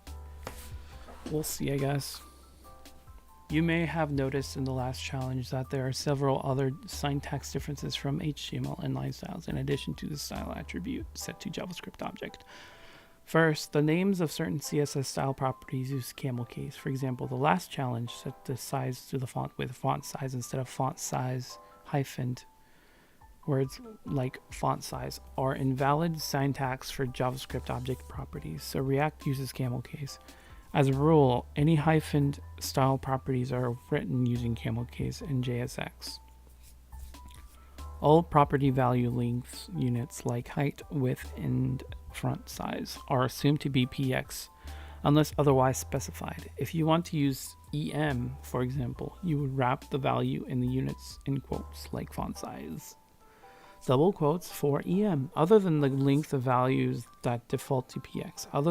All the other property values should be wrapped in quotes. Nice. Okay, cool. If you have a large set of styles, you can assign a style object to constant to keep your code organized. Declare your styles constant as a global variable at the top of the file. Initialize styles constant and assign an object with 3 style properties and their values to it. Give the div a color of purple, a font size of 40, a border of 2 pixels solid purple, then set the style attribute equal to the style constant. So it wants me to constant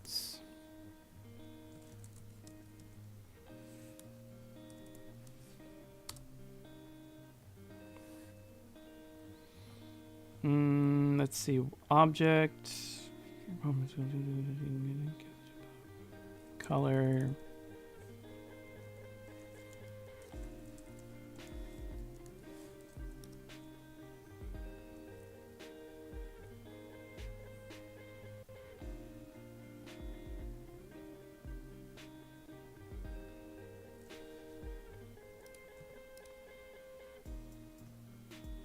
Is that right? I feel like that's not right.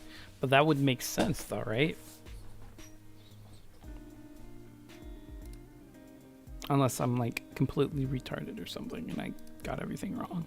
I don't know, dude.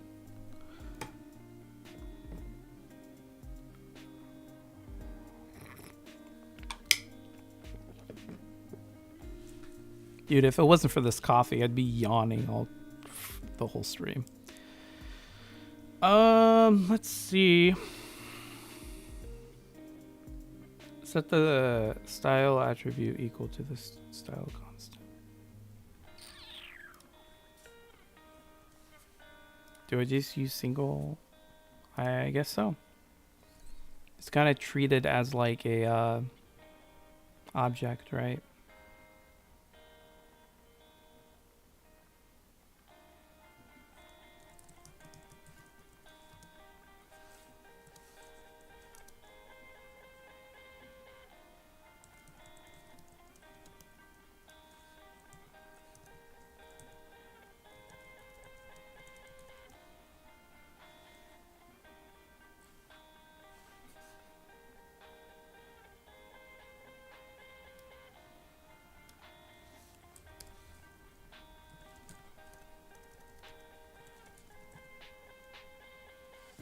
Yo, look at that. I understood what it was saying. I understood the assignment. Uh-huh, uh-huh, uh-huh, uh-huh, uh-huh. Bruh.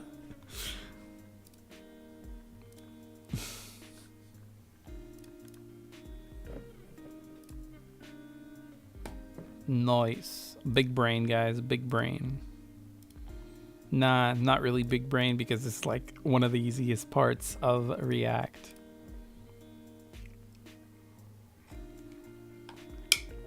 In the previous challenge, you learned how to inject JavaScript code into JSX code using curly braces. For tasks like accessing props, passing props, accessing state, inserting comments into your code, and most recently styling your components. These are all common use cases to put JavaScript in JSX. But they aren't the only way you can initialize JavaScript code in your React components. You can also write JavaScript directly in your renderer methods before the return statement without inserting it into the inside of a curly braces. This is because it is not yet within the JSX code. When you want to use a variable later in the JSX code inside the return statement, you place the variable name inside curly braces.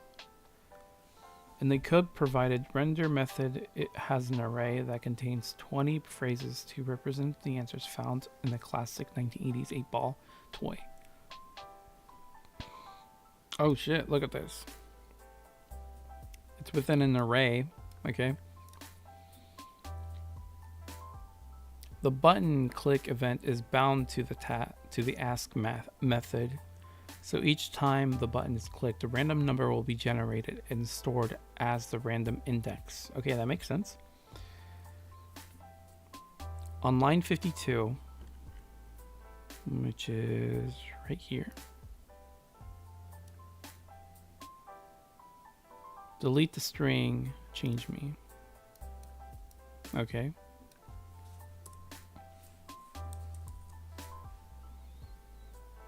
And reassign the answer constant. So your code randomly.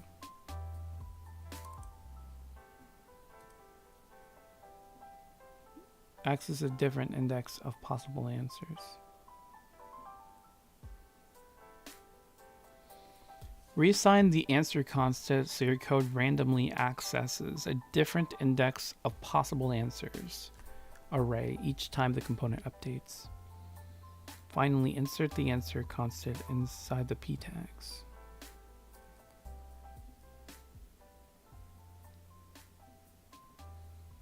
Wait, how do you assign?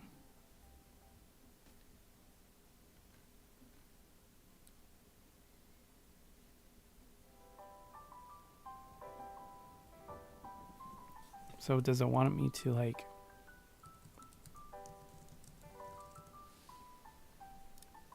I assume so.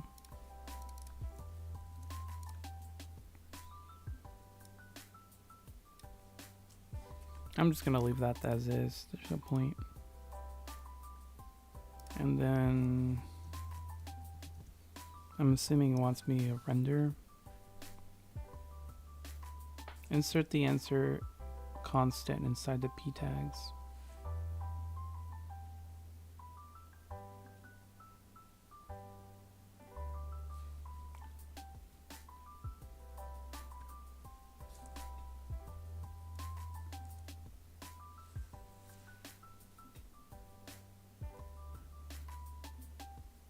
Whoa. Okay. Interesting. I think this is wrong.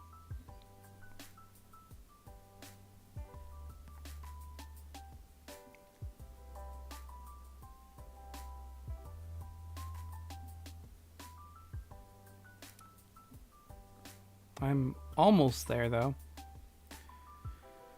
When Magic 8 Ball is first mounted to the DOM, it should return an empty P element. Okay. When the text is entered into the input element, the button is clicked, the Magic 8 Ball component should return a P element that contains a random element from the possible.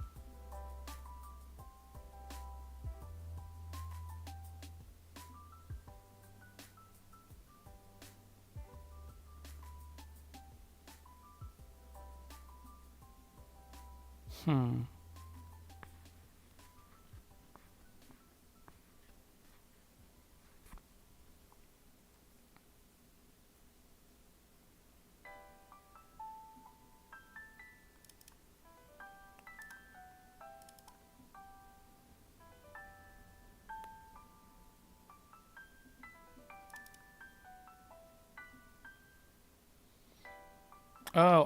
Oh, okay, okay. I see what's going on.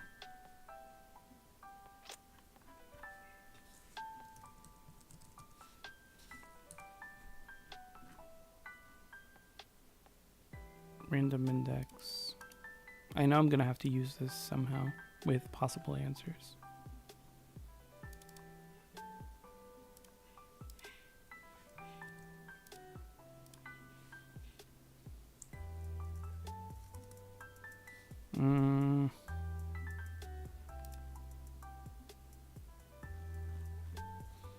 This is treated as a constant, so answer.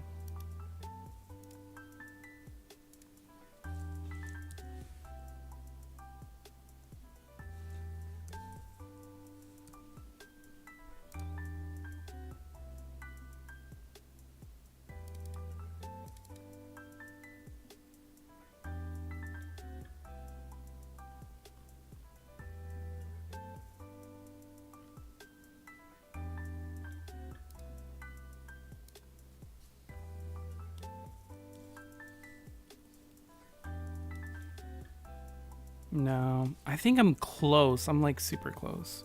Something like this, because this grabs the index that's being generated up here. This dot state dot random index, I think.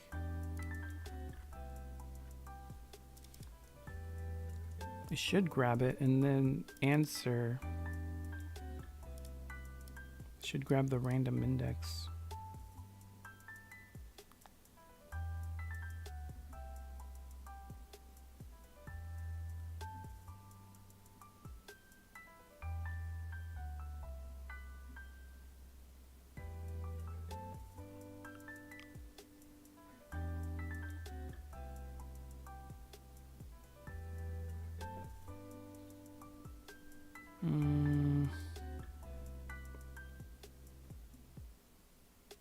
Reassign the answer constant.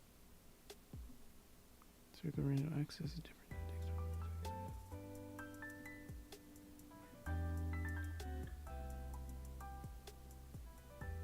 Oh, I think I have to put this like.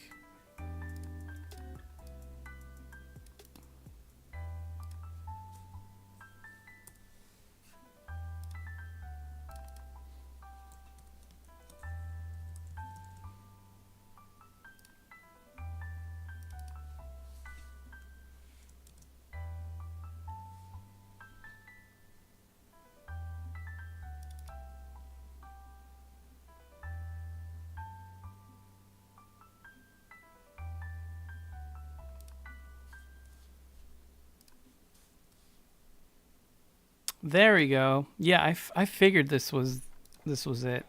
So this pretty much inserts this variable or constant here, and possible answers takes this whole array, because everything is ordered like 1, 2, 3, 4, 5, 6, blah blah blah, and so on. And I'm getting this state random index. It's going to be a random number here, and this will grab whatever random number that is associated with that number. And this should work. Let me ask. The generator is Dean Poggers. Reply hazy, try again. Bro, that's dumb. But yeah, pretty much it's working now. Hey, yo, look at that. I got it. Bro, another freaking spam, dude. What the heck?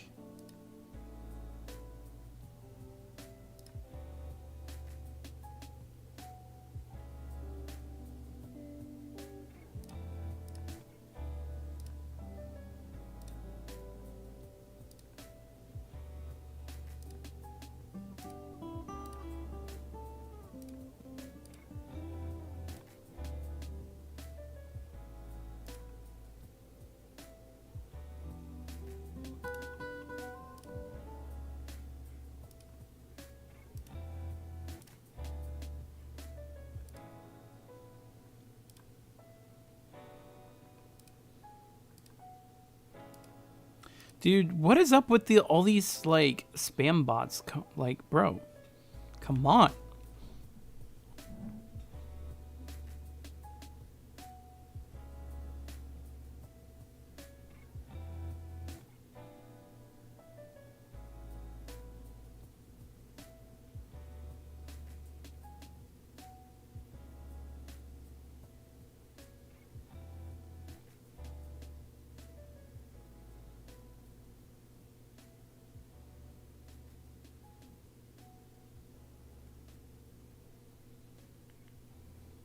Yeah, like that is so. I don't know if they're like somehow getting around YouTube's algorithm to detect spam bots or something, but something's going up or something's up. I have no idea why it's doing that, but that's so annoying.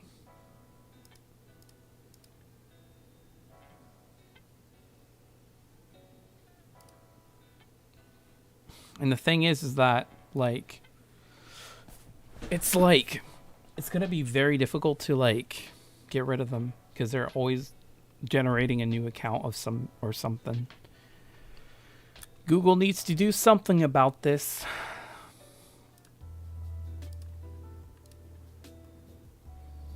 Another application of using JavaScript to control your rendered value view is to tie elements that are rendered to a condition. When the condition is true, one view renders. When it's false, it's a different view. You can do this in standard if-else statement in the render method of React component. My component contains a boolean in its state which tracks whether you want to display some element in the UI or not. The button toggles the state of this value. Currently, it renders the same UI every time. Rewrite the render method with an if-else statement so that if display is true, you return current markup. Otherwise, return the markup with the h1 element.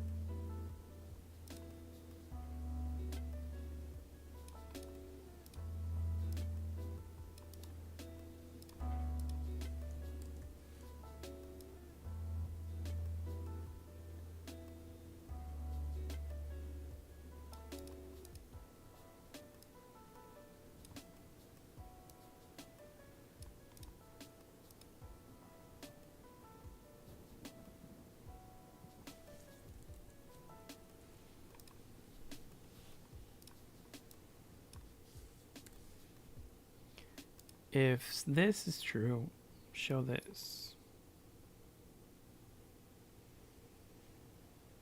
Otherwise, return the markup without the h1 element.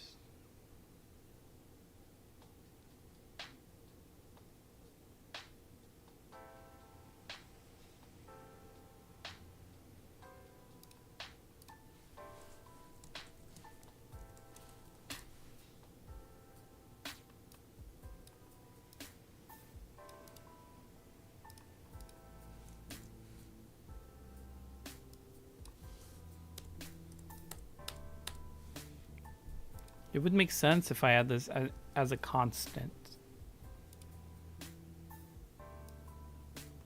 Add this as a constant and then freaking insert it if the if-else statement as opposed to this.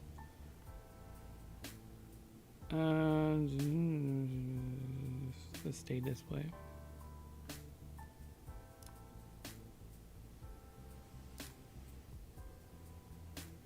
I got this. 83%, boys. Let's go. We're gonna get through this.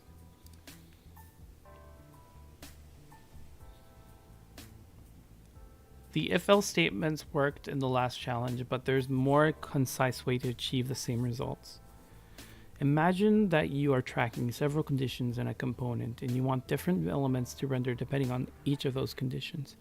If you write a lot of if-else statements and return slightly different UIs, you may repeat code which leaves room for error. Instead, you can use an AND logic operator to perform conditional logic is a more concise way.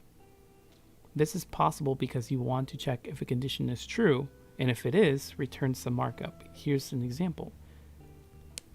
Condition and ampersand markup. If the condition is true, the markup will be returned. If the condition is false, the operation will immediately return false after evaluating the condition and return nothing. You can include these statements directly in your JSX and string multiple conditions together by writing ampersand after each one. This allows you to handle more complex conditional logic in your render method without repeating a lot of code. Solve the previous example again, so the H1 only renders if the display is true, but use the ampersand logic operator instead of the if-else statement. Yo, okay.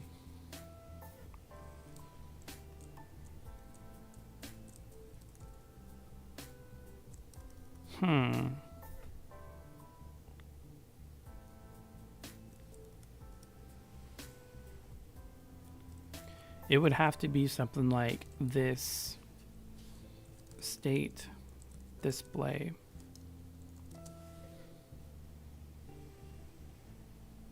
I think, right?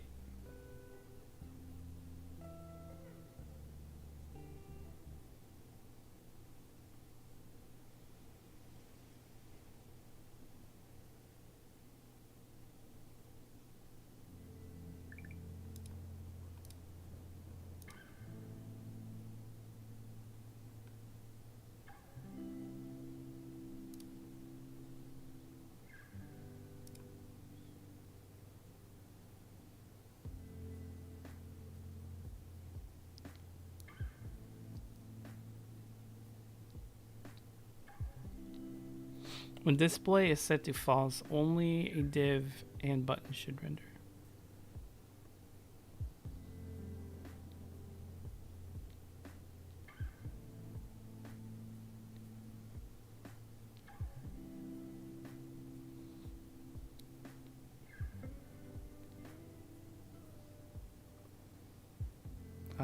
I don't know how you would write this.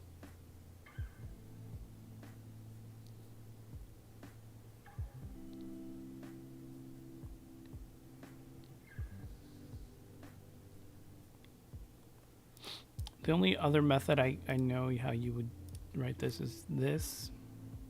If this is true.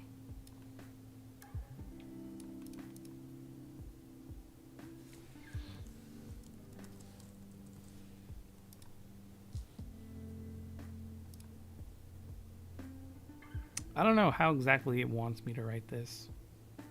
Like, I get the condition and the markup logic. Is it within these?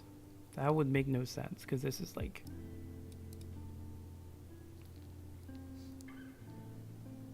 I know I'm close to this. I'm pretty sure I got this almost right. But I have no idea.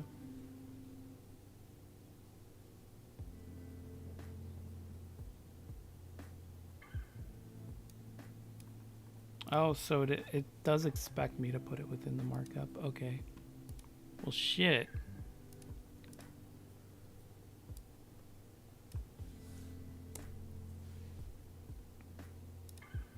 Okay, I see what's going on now.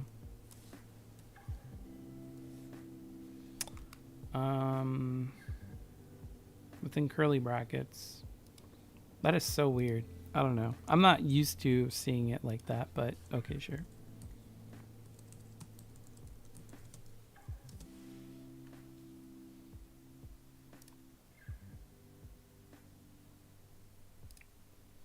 So it looks like I can like add a conditional statement within the markup itself.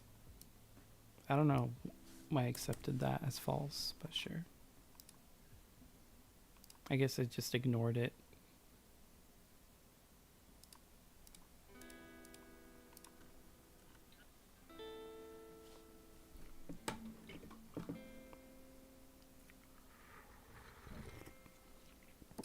My connection is taking a dive for some reason. Oof. I don't know. I mean, it says my computer is stable, so because I was afraid that my internet connection might take a dive as well in this stream, but I guess it's so far so good, dude.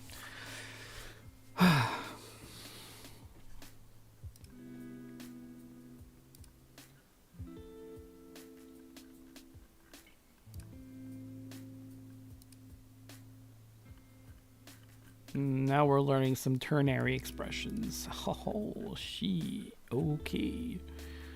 Let's go. I know how to use a ternary, so I don't need to read all that per se. Let's get some of these out of the way.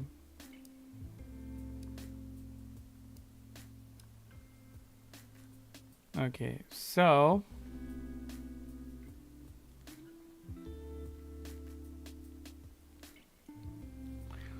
the editor has 3 constants defined within the check user age.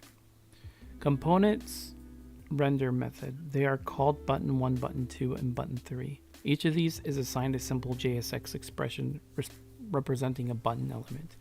First, initialize the state of check user age with input and user age, both set to values of an empty string. So within super, I need to assign, how was it? This state equals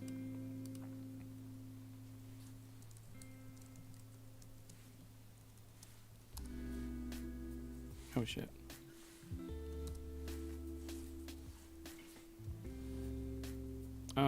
User age.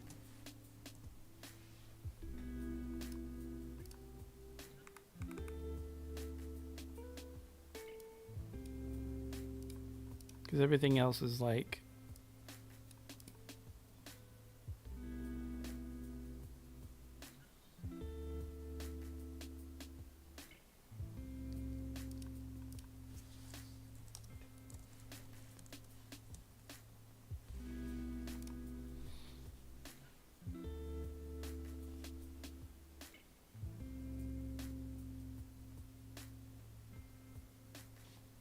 oh, okay.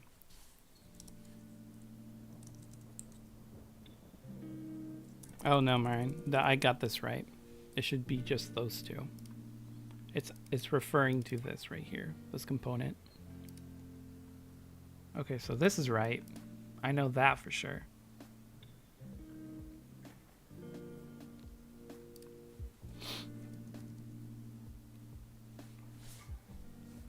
Within the component return statement, set up a ternary expression that implements the following logic. When the page first loads, render the submit button.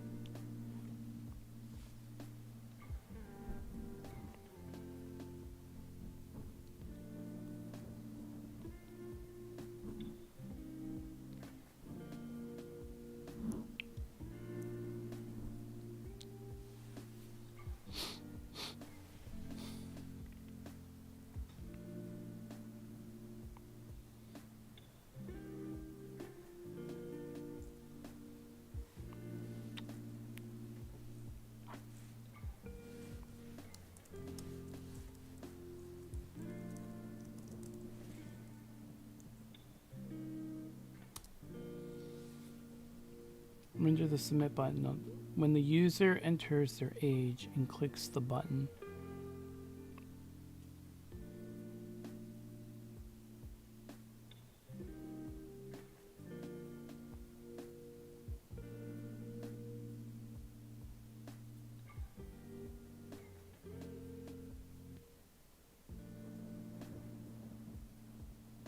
Then when a user enters their age and clicks the button, render a different button based on the age.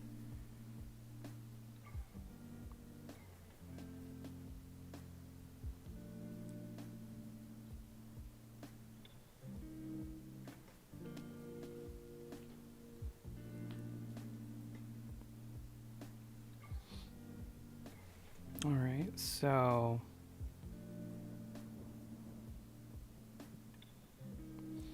is this sign? Okay, so I'm gonna have to like do this where it's like If the user enters a number less than 18.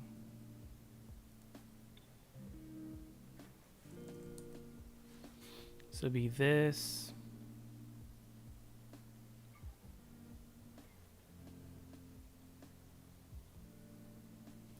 State.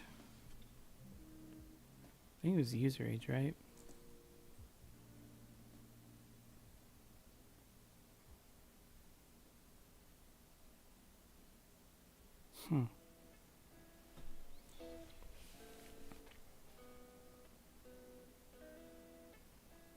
This is input.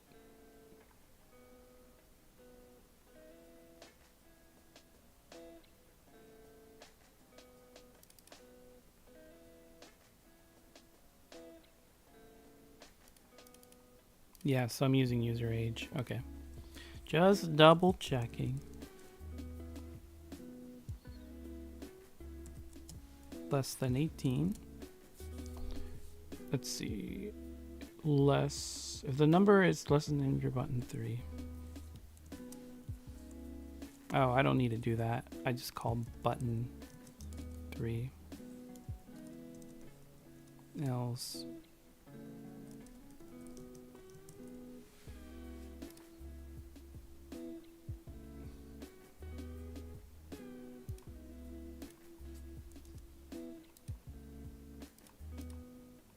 Hey, yo, look at that. Dude, that's hype. Yo, I got it right. Look at that. Look at that. It works like a charm, dude.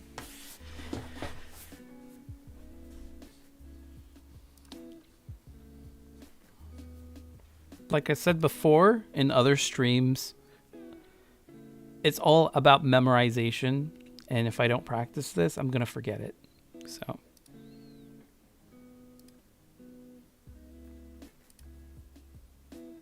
What?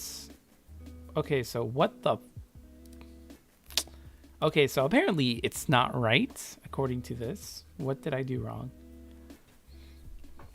Okay, the check user age component should render with a single input element and a single button element.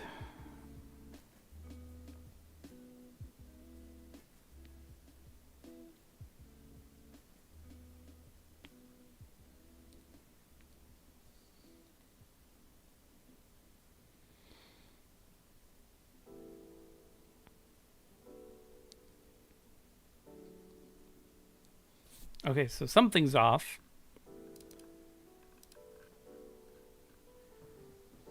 Check user component should render with a single input element and a single button element.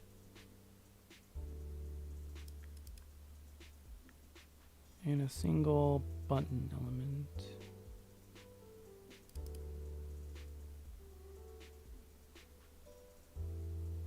Okay.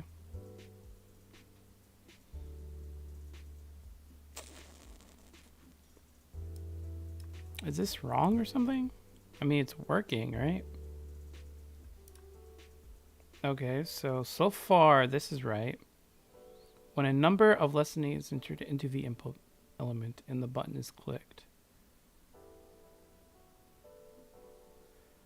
Okay, something's up. Why is it doing this? Do I put it in here?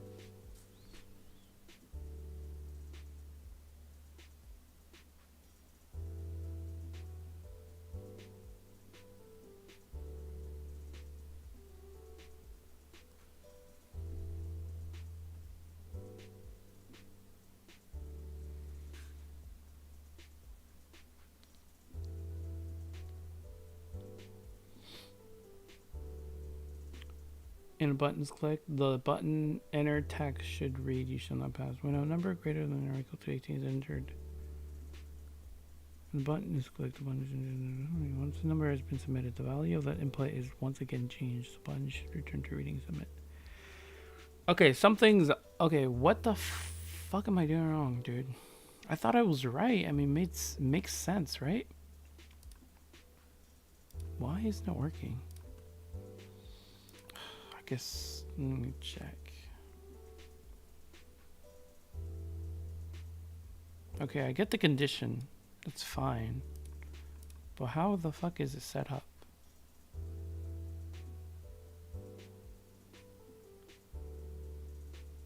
Oh, it's nested, dude. What? How the fuck am I supposed to know if you're supposed to nest the freaking statements, dude? That's so stupid. This state user age equals empty. Bro. Whatever, dude.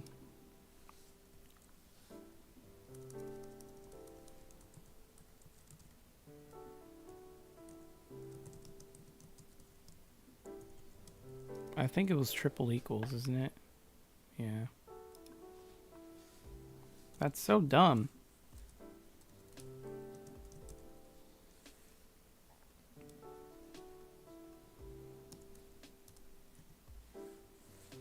Actually, let me do this. I'm very, like, picky with the styling of how it looks. Otherwise, it's gonna look janky as hell. Let's see. Then it's button 1. Then if button... Let's see. When number of less than 18...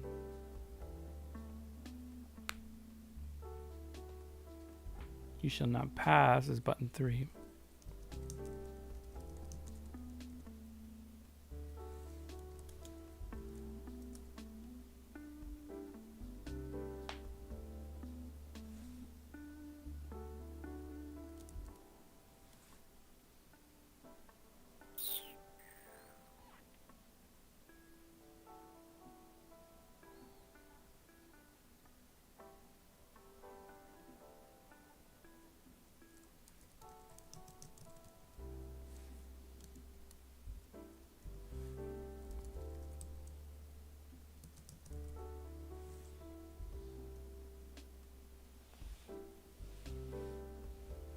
Greater than...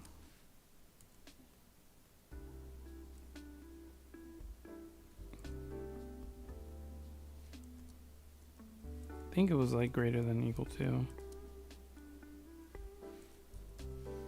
I forgot. What was it? Is it like 1 equals then this or?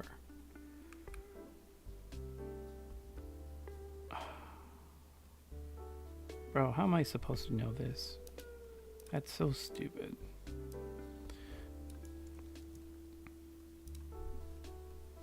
So this state.userLogic, if it's empty, show button 1. Otherwise, this state user age, if it's greater than or equal to 18, button 2, otherwise 3. Dude, are you serious? So dumb, dude. I thought I had it. I mean, I guess logically it makes sense since you only have to write the button 1 logic once, but still, oh, bruh. Yo. All right. Let's see. So far you've seen the else if else statement, ampersand, ternary, to make conditional decisions about what to render and when. However, there's one important topic left to discuss. That lets you combine any of all these concepts with another powerful React feature, props. Using props to conditionally render code is very common with React developers. That is, they use the value of a given prop to automatically make decisions about what to render. In this challenge, you'll set up a child component to make rendering decisions based on props. You'll also use the ternary operator, but you can see how several of the other concepts that were covered in the last few challenges might be just as useful in this context. The code editor has 2 components that are partially defined for you, a parent called game of chance and child called results. They're used to create a simple game where the user presses a button to see if they win or lose. First, you'll need a simple expression that randomly returns a different value every time it's run. You can use the math random. This method returns a value between 0 and 1. Each time it is called so for 50-50 odds, use math random greater than equal to 0.5 in your expression. Statistically speaking, this expression will return true 50% of the time and false for the other 50%. In the render method, replace null with the above expression to complete the variable declaration. Now you have an expression that you can use to make a randomized decision in the code. Next, you need to implement this. Render the results component as a child of the game of chance, and then pass an expression as a prop called 50/50. And a results component, write a ternary expression to render the H1 element with the text you win or you lose based on the 50/50 prop that's being passed in the game of chance.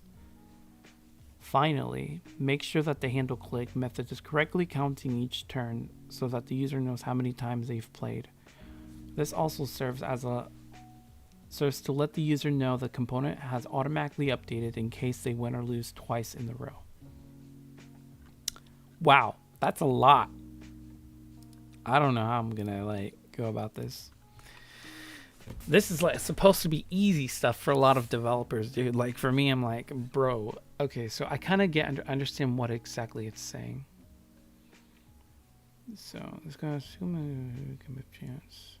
So this right here, I'm gonna be focusing on to randomly generate, or this right here, this class of game of chance. All this right here is gonna be focused on. Complete the return statement. Change this line. Change the code. Okay, so I'm gonna change the expression to of null. First, I have to complete this.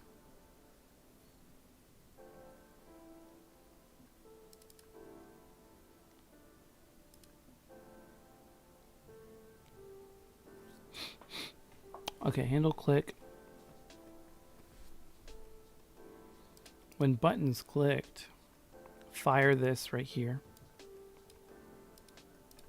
It will render a random number.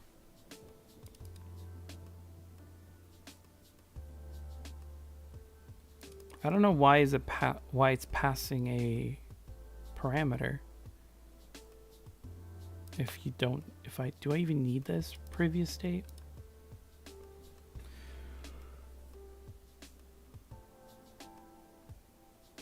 Turns a different value every time it's run.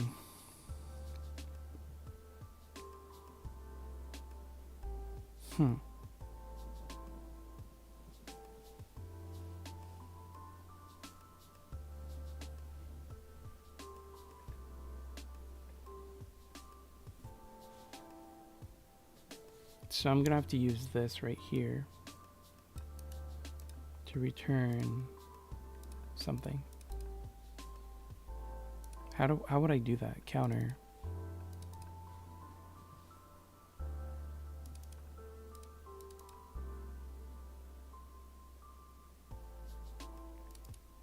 Am I replacing this?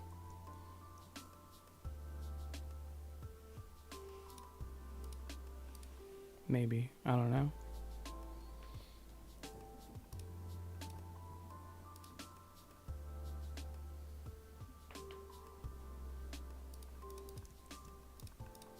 Let's say, because it returns the counter, which stores it here.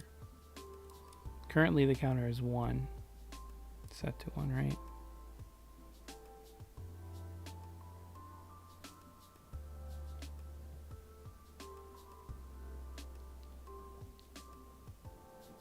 Oh, okay. I see what it... Okay, I know what's going on.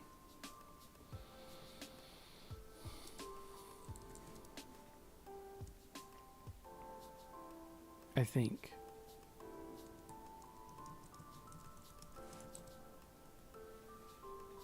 Maybe I need to do that.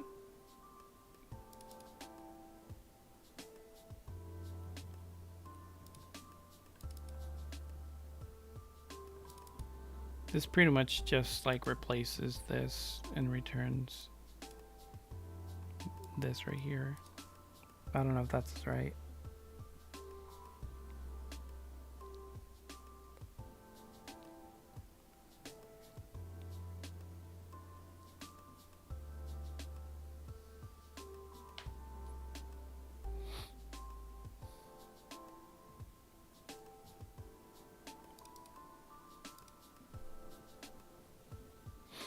I have no idea how I'm gonna call this.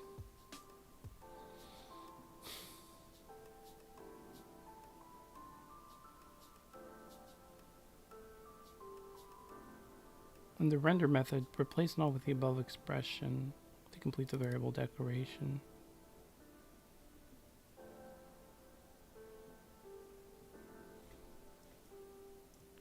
Or is it here?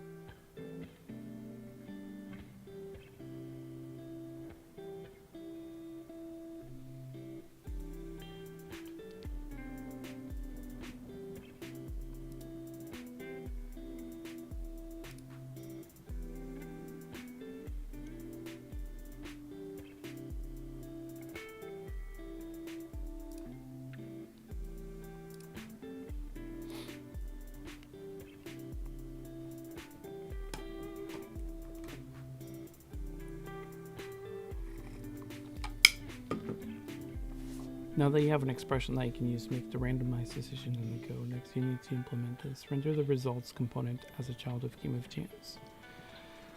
Pass an expression as a prop called 50-50.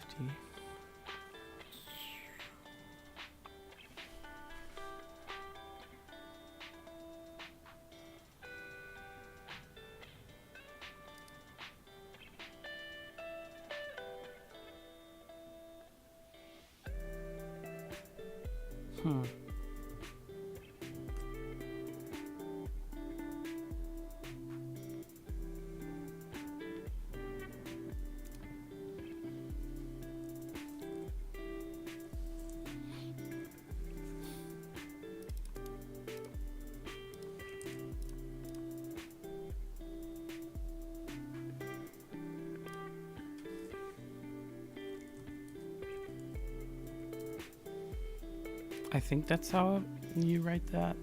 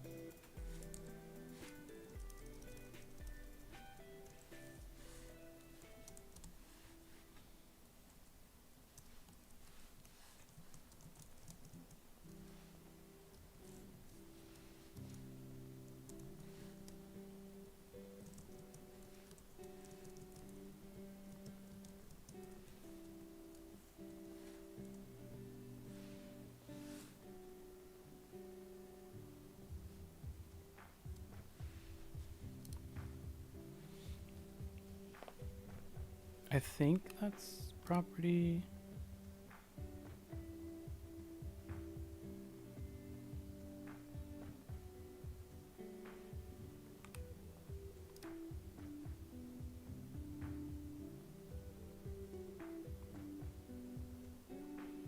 I don't think this was passing anything, so I don't think this is relevant.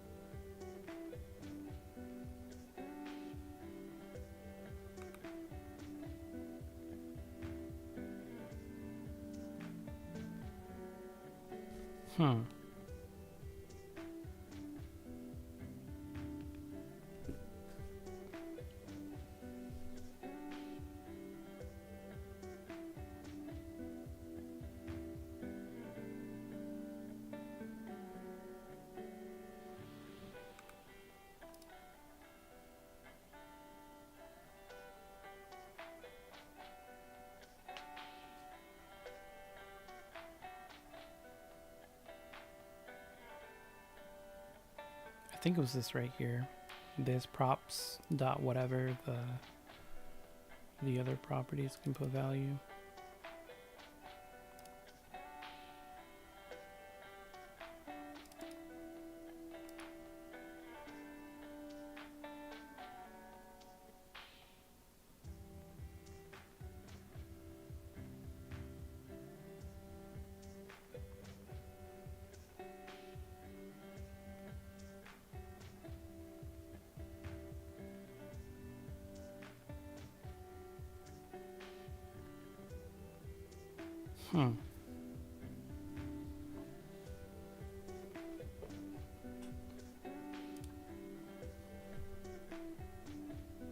Pretty sure this is right, but I don't know about the rest. It's asking me complete the return statement. How am I returning this statement? Dude, I have no idea.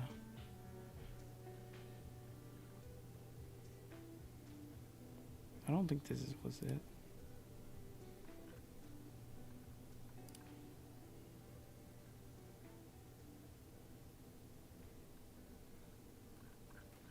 Yeah, I have no idea.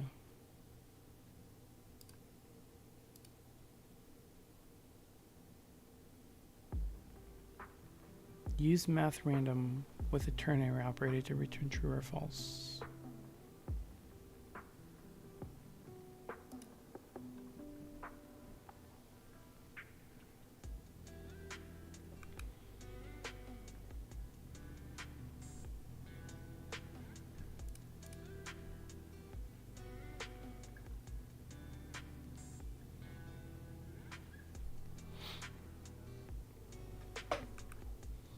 Render the results component within the game of chance component.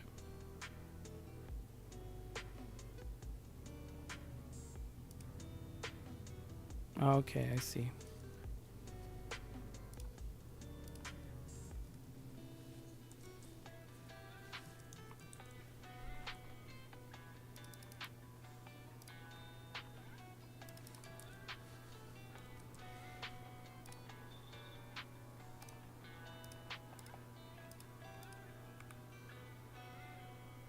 Passes a variable expression to results as a prop called 50/50.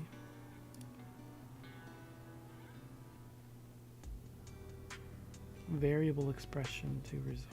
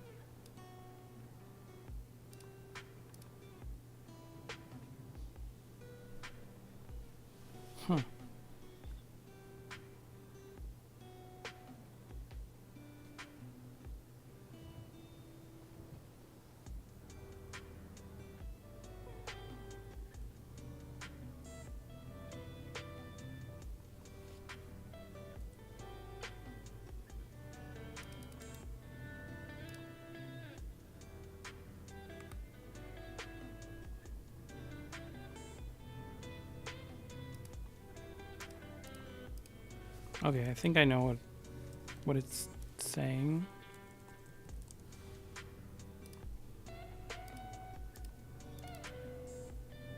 Calling it 50/50 with the expression of this right here.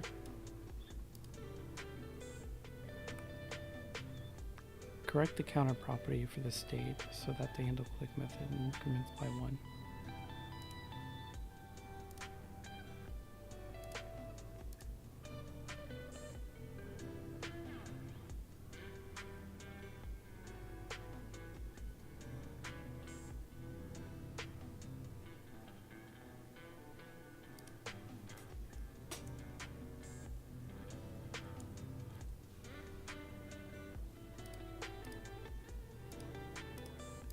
No.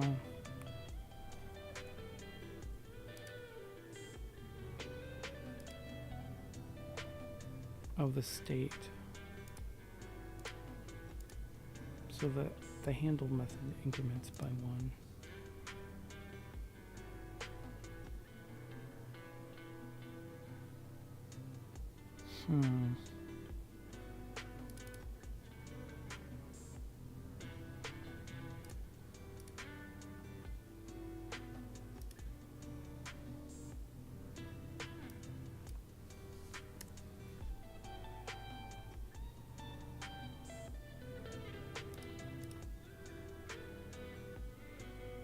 I have no idea how to go about that. I feel like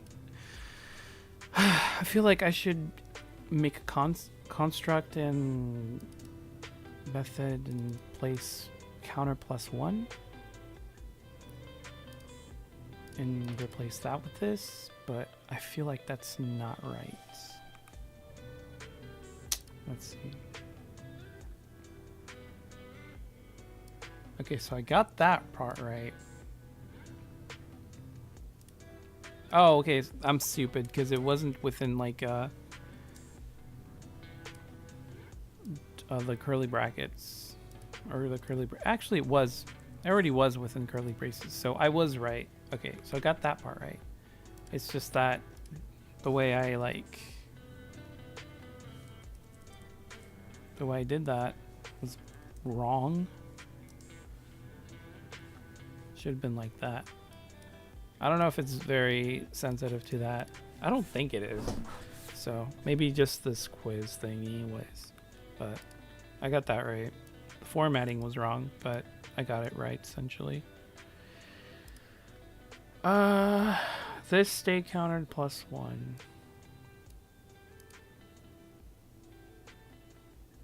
Wait, so it wants me to change the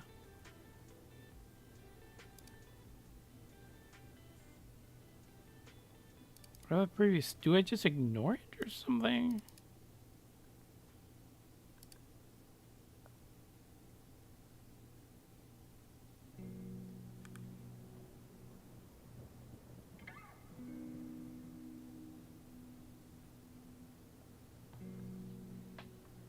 I don't think that's right. Because it has a variable unless it wants me to completely like dismiss it. Because that's what I was thinking is like it only makes sense if I do that. If I increment it by 1 like that, but then this becomes irrelevant.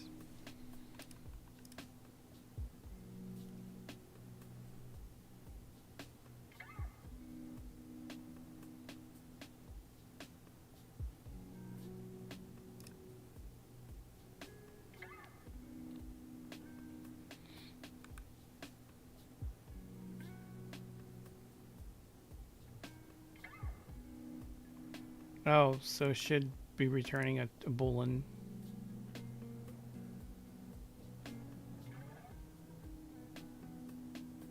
Expression.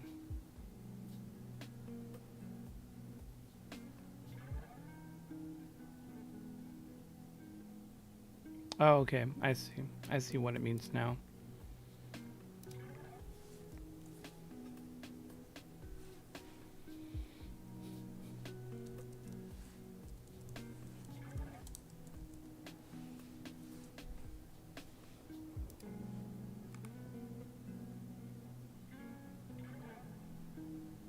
What exactly does this do anyway?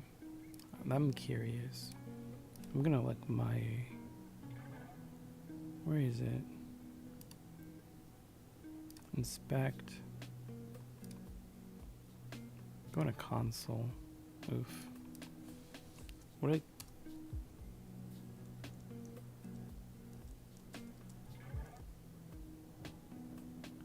What's the point, dude? Like, if it returns a boolean, then it's like this shouldn't matter. But I guess it wants to like make sure this doesn't error out, I suppose. Because this itself returns a true or false statement. But so this ternary is kind of pointless here.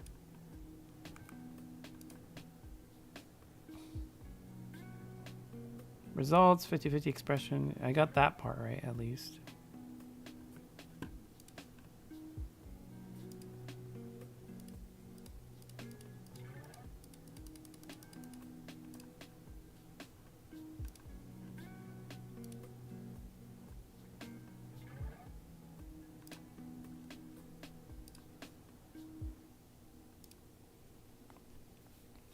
So the only thing was this right here making a that makes no sense. Like, why should I do it like that? Oh, I guess it doesn't matter because this itself is like a true false statement right here. So this was right to begin with.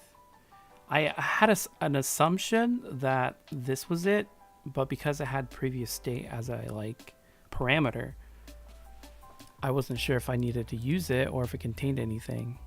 But I guess I could just dismiss it and just go with my gut, which was correct. And I got everything else right. So cool. Glad to know that I'm not like dumb.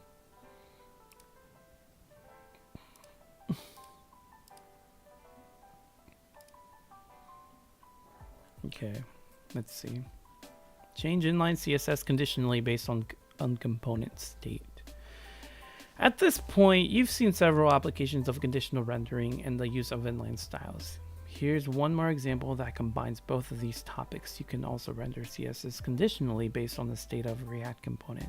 To do this, you check for a condition, and if the condition is met, you modify the styles object that's assigned to the JSX elements in the render method. This paradigm is important to understand because it is a dramatic shift from more traditional approach of applying styles by modifying DOM elements directly, which is very common with jQuery, for example. In that approach, you must keep track of when elements change and also handle the actual manipulation directly. It can become difficult to keep track of changes, potentially making your UI unpredictable. When you set a style object based on the condition, you describe how the UI should look as a function of the application state. There's a clear flow of information that only moves in one direction. This is the preferred method when writing applications with React.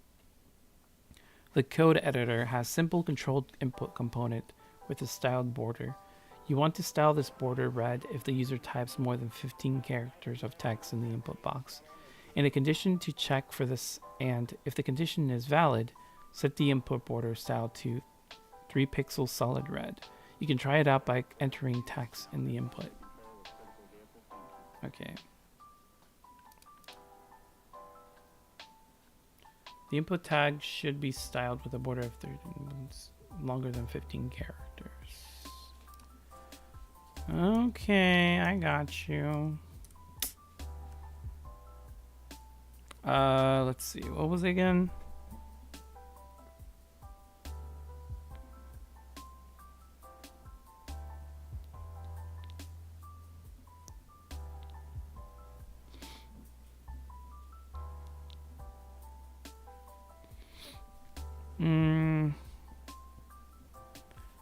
So how would I render this? A common struggle? Yeah, no kidding, dude. I'm almost done though. I'm like 10% finished, so I only have 10% to go, which probably could mean like 3 more questions or something.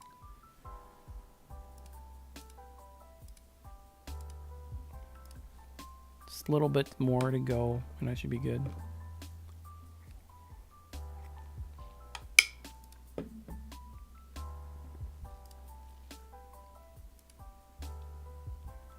Okay, let's look at this whole component. Prop, state, input, okay, bind it to this. That's fine. Events. This is the event handler, which is the state, set state of input, eventful value, so whatever's inputted here. When is it on change? Yeah, whenever this box, anything in the box changes, it will take the value of that and set and replace this right here.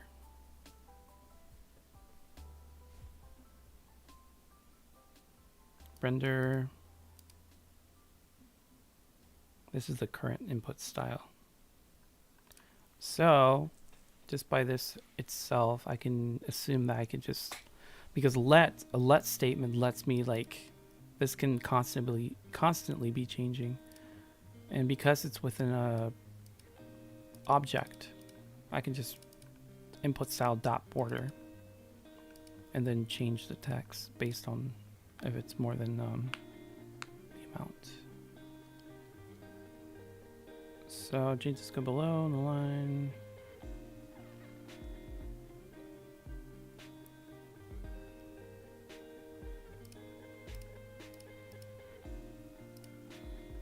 Okay, so with all that being said, like, let me think. It makes sense that like it would change. It would check on change.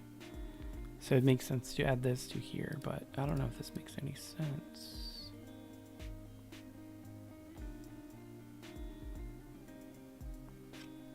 The input tag should be styled with a border over it if the input value is in state is longer than 15 characters. I mean, I could do something like this state input greater than 15, then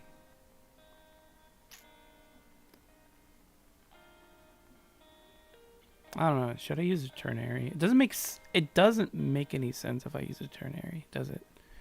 Because then what else do I return? Just a regular input style?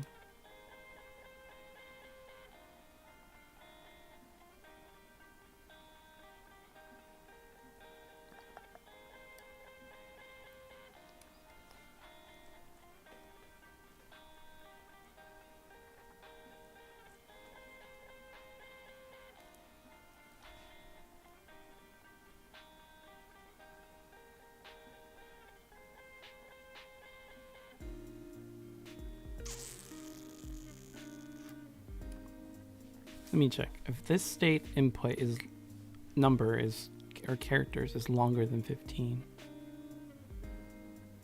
Wait, do I put dot length? Because like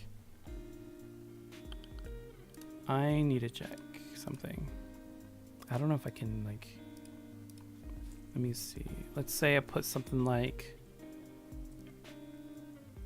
this stuff. This is cool. Yeah, okay, I can like read the amount of length to it, so. Because if I just put this is cool greater than 15, it's gonna say false. Because it's just one thing, right? In that case, I'm gonna have to put dot input dot length greater than 15 to check the length of the string.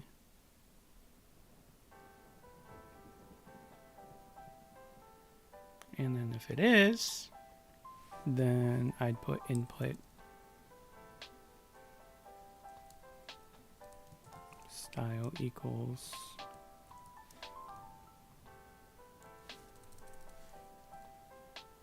border.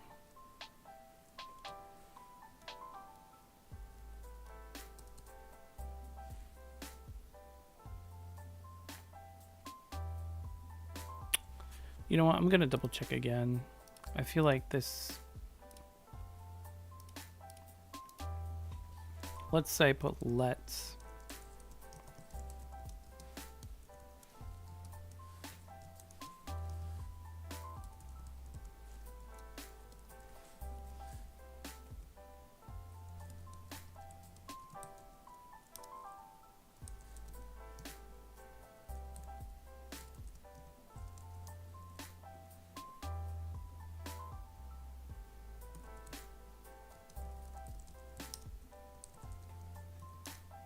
Okay, cool. Yeah, that works.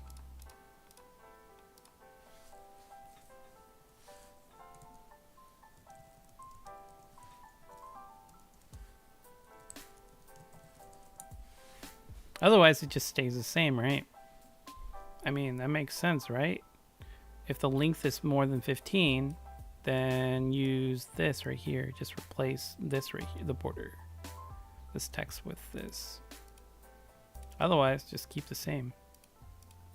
I feel like this isn't right, but I'd be oh shit, it is right. Yo, I got it right. Nice. I didn't think it would work, but I guess it makes sense, right? Hey, what's up, Cody God Laboratory Toro? I don't know how to say your Cody with an I. How's it going, man? Thanks for stopping by.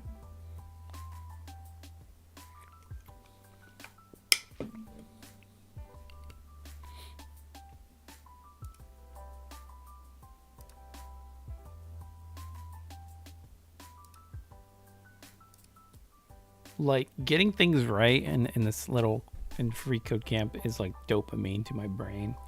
Like, just seeing it work is like dopamine, release of dopamine, and I'm like, oh, yes. Boku wa winner desu ne. Just talk labs code in English. Wait, what? Talk just... I am Brazilian.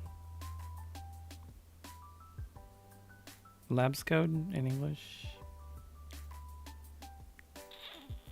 Sure. Sure thing, man.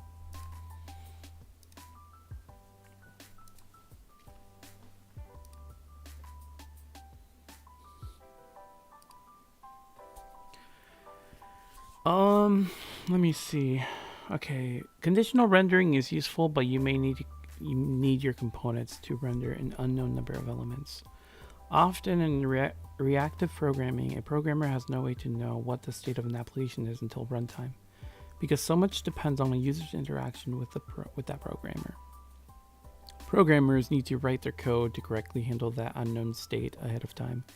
Using array map to React illustrates this concept. Okay, I already know how to use freaking map. Map is like very easy to understand. You can create a simple to-do list app. As a programmer, you have no way of knowing how many items a user might have within this. Okay, I already know how to use map. The code editor has a to-do list, which is right where? Where's the to-do list, my guy? I guess it's not shown. Okay, well, that's fine, I suppose. The code editor has most components. So some of this code should look familiar if you complete a control from form challenge. You'll notice text area and button, along with a couple of methods that track their states, but nothing is rendered in the page yet. Inside the constructor, right here, create a this state object and define two states. User input should be initialized as an empty string, and to do should be initialized as an empty array. Wait.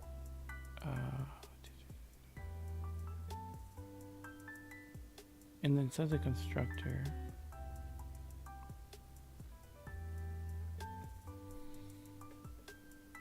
next, delete the null value in its place map. Okay, no, it's not right here. Constructor, what was it again?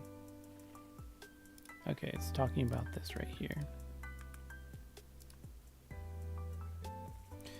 Código del laboratorio en inglés is labs code.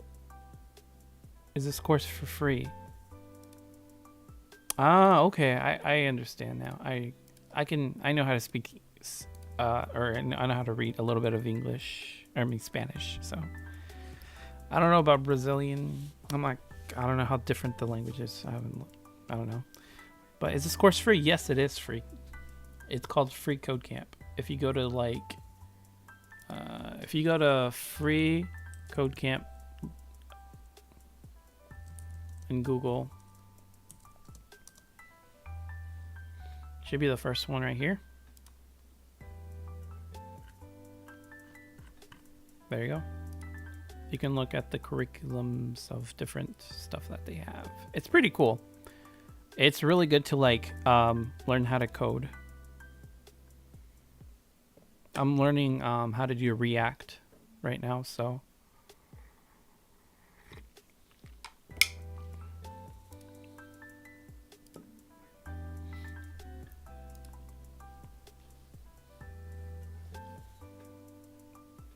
Let's see. Currently, this state. I don't know. Do I have to like?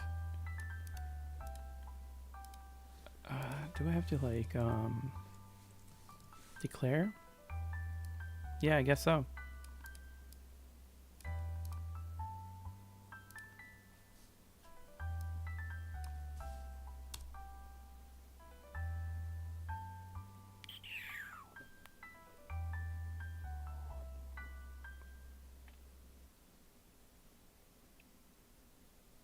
User input.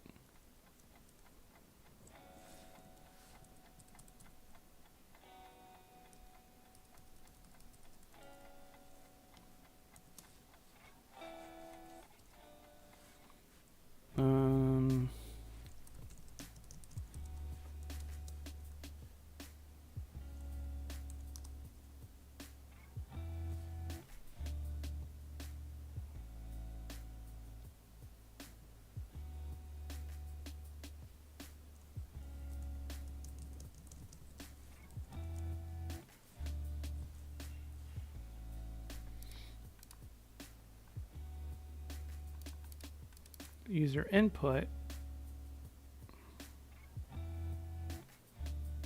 dot user input dot split.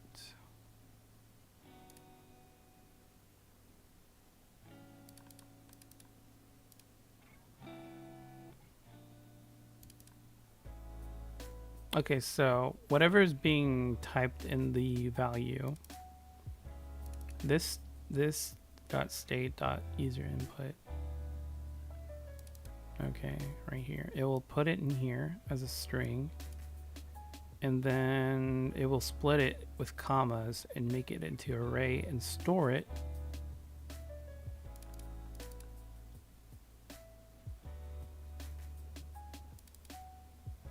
within here.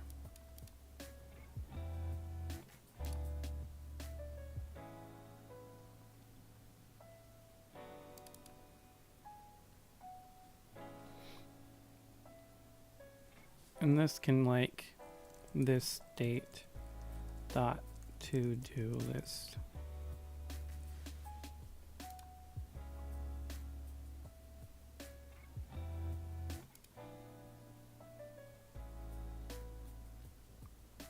Makes sense, right?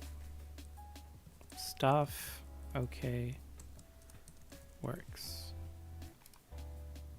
I mean, kind of works, right? But it's like, it's not stacked up against each other.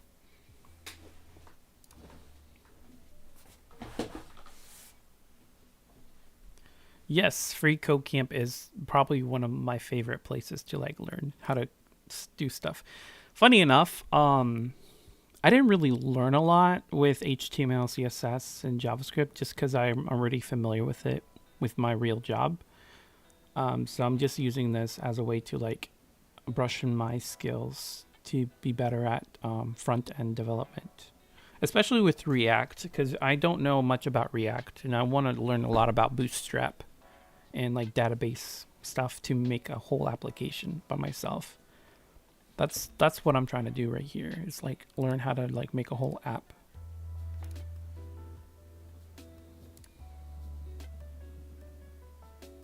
I got everything except for the last one. When the create list button is clicked, the my to-dos component should dynamically return an ordered list. Huh. Okay.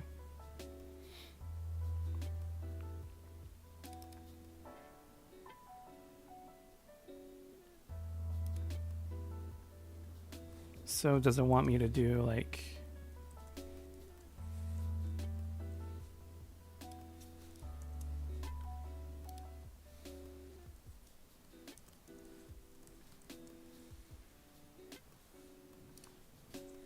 Cool, this is working. No, it's not. Oh yeah, duh, I feel, well, it said I have to use map. I'm stupid. That's why it's not working.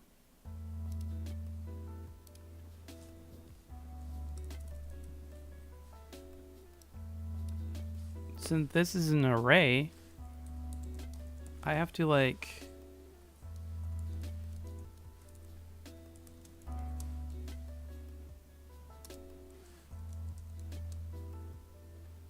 Actually, I'm gonna have to pass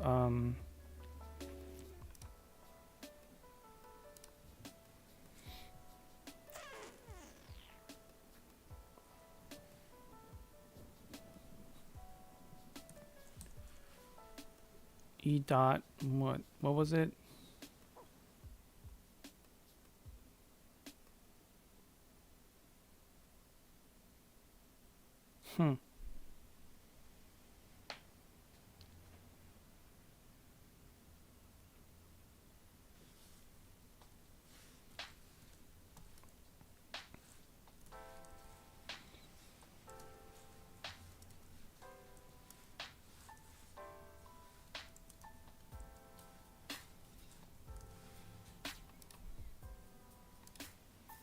I wonder if this will work. Because this state to-do list, I mean, I could just put this state, but the to-do list itself is an array because this makes it into an array.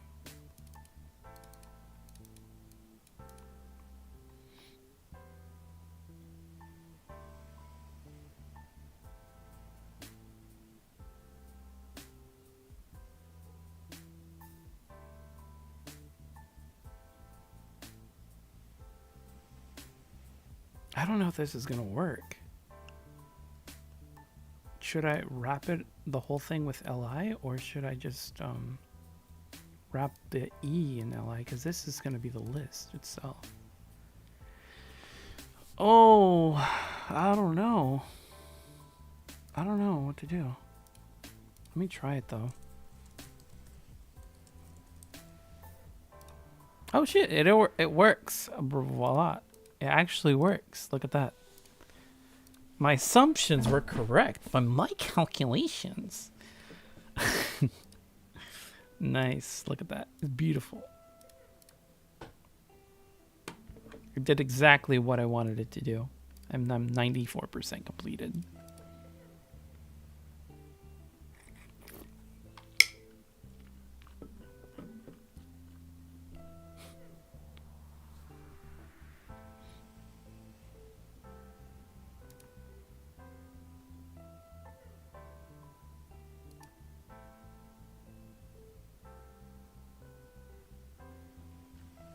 Let's see. Okay, give sibling elements to unique key attributes. The last challenge showed how the map method is used dynamically render a number of elements based on the user input. However, there was an important piece missing from that example. When you create an array of elements, each one needs a key attribute set to a unique value. React uses these keys to keep track of which items are added, changed, or removed.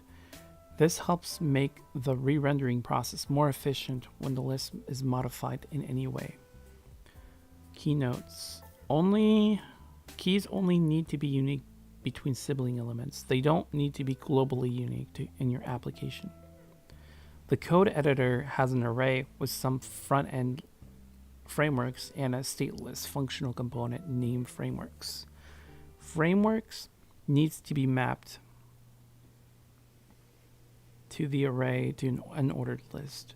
Much like the last challenge, finish writing the map callback to return an li element for each framework in the front-end frameworks array. This time, make sure to give each li a key attribute. Set a unique key value. LIMS should contain text from front-end. Normally, you want to make the key something that uniquely identifies the element being rendered. As a last resort, the array index may be used, but typically you should try to use a unique identification. Unique identification.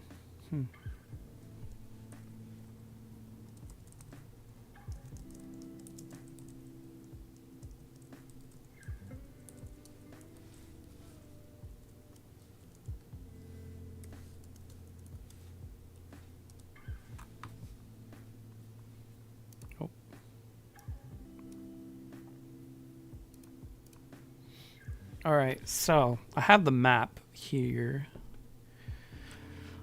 Uh, I mean, I just have to render it, return.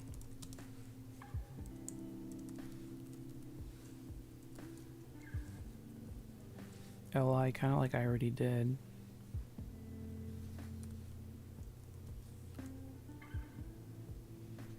But it wants me to like render.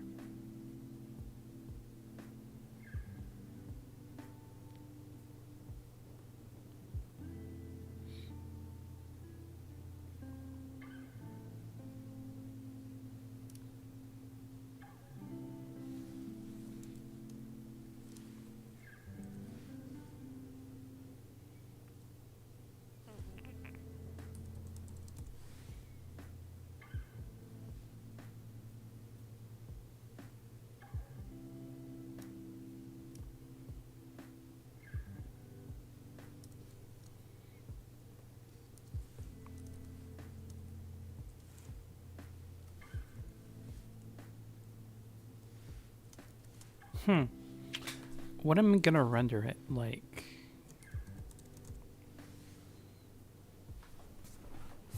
I could do that times random. Is it math.random?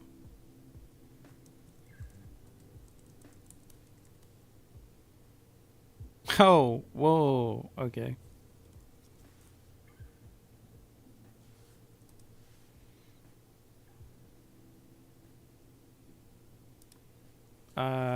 What was it?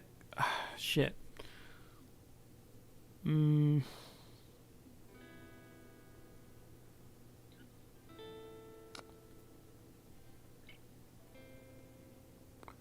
Was too fixed?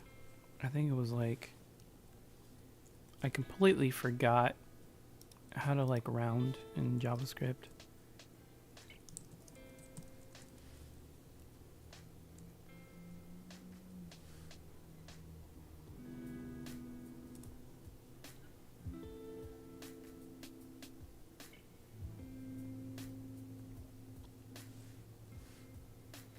I don't know. I feel like that kind of defeats the purpose of this. What I'm trying to do. But I don't want to keep it that big. I'm gonna try like 10.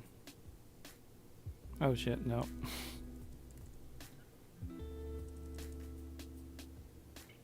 Factor of 2s.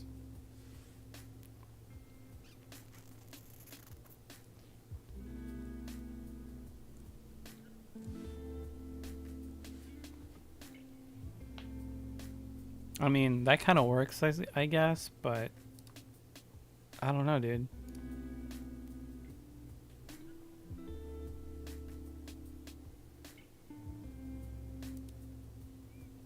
I mean, the numbers are random and very unique to each other, but I don't even. That's a pretty ugly. That's pretty ugly looking. How do I randomize the alphabet? That's my thing.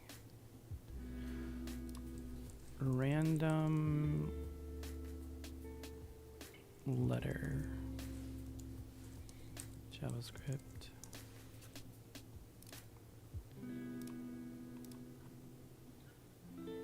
Characters, character links. That's too much work, dude. Math.floor.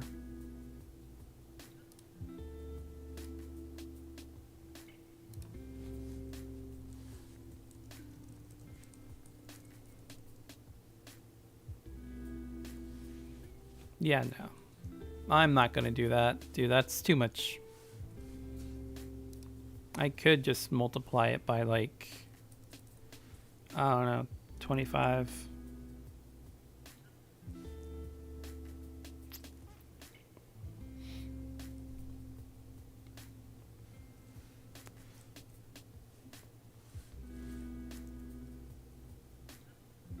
No, because some of them are the same like length, so it makes no sense, dude.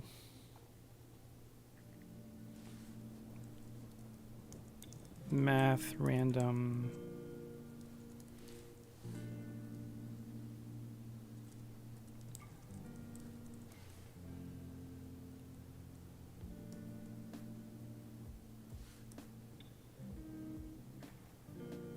Yeah, whatever. I'm just gonna keep it like that. It doesn't matter. All right, see you, man. See you, Dean. Thanks for like stopping by.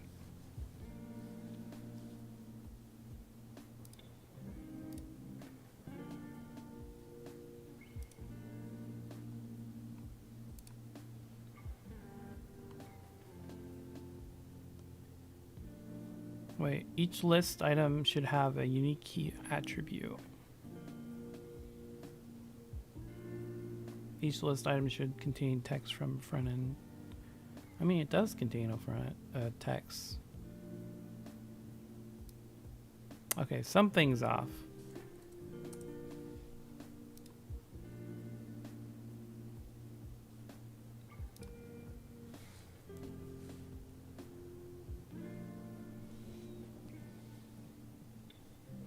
Should have a unique key attribute.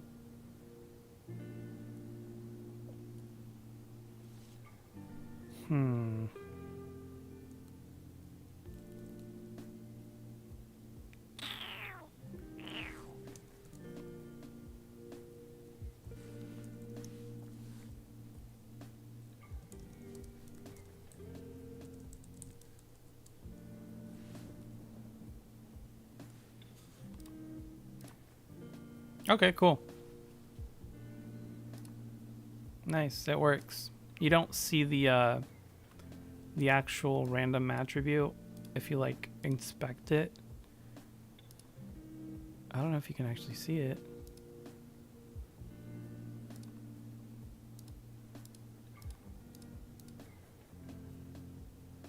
Probably not.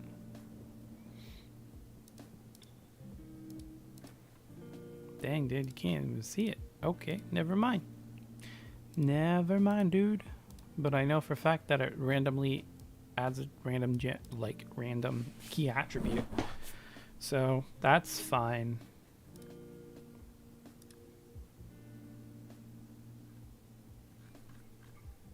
The map array method is a powerful tool that you may use often when working with React. Another method related to map is filter.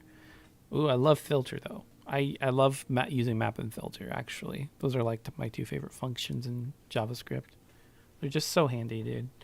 If you have an array of users that have all property online, which can be set to true or false, you can filter only those that are online by writing users.filter users.online, which is true.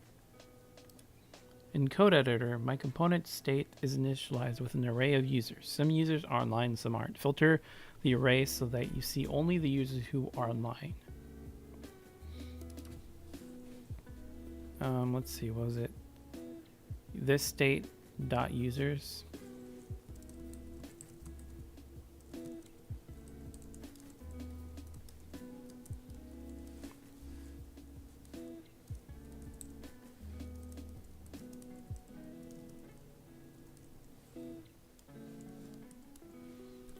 I think I can just write the name out, right?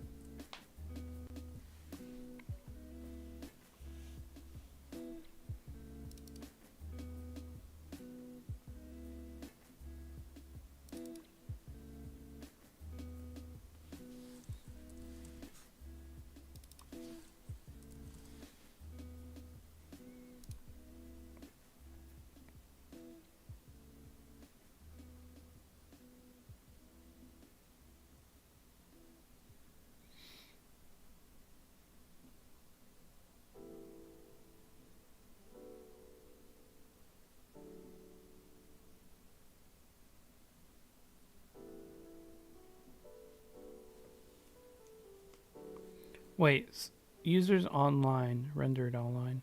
In the code, my component state is initialized with an array of users. Some users are online, some aren't. Filter the array so you only see users who are online. So it wants me to filter. Okay. Online, which would be true. Okay, so this is fine.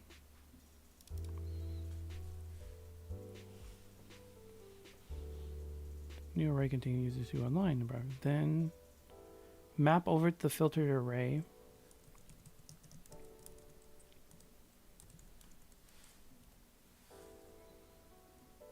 And return an li element for each user that contains text, the text of their username.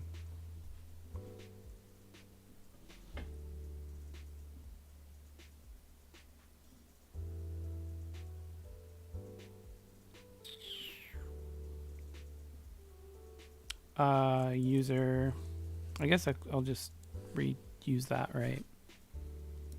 I don't know.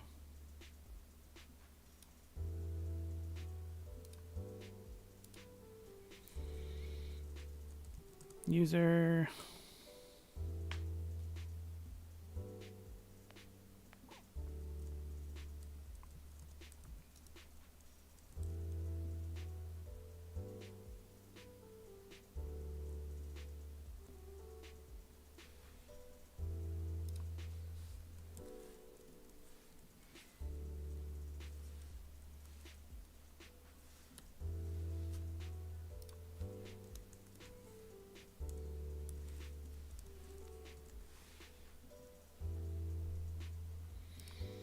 Okay,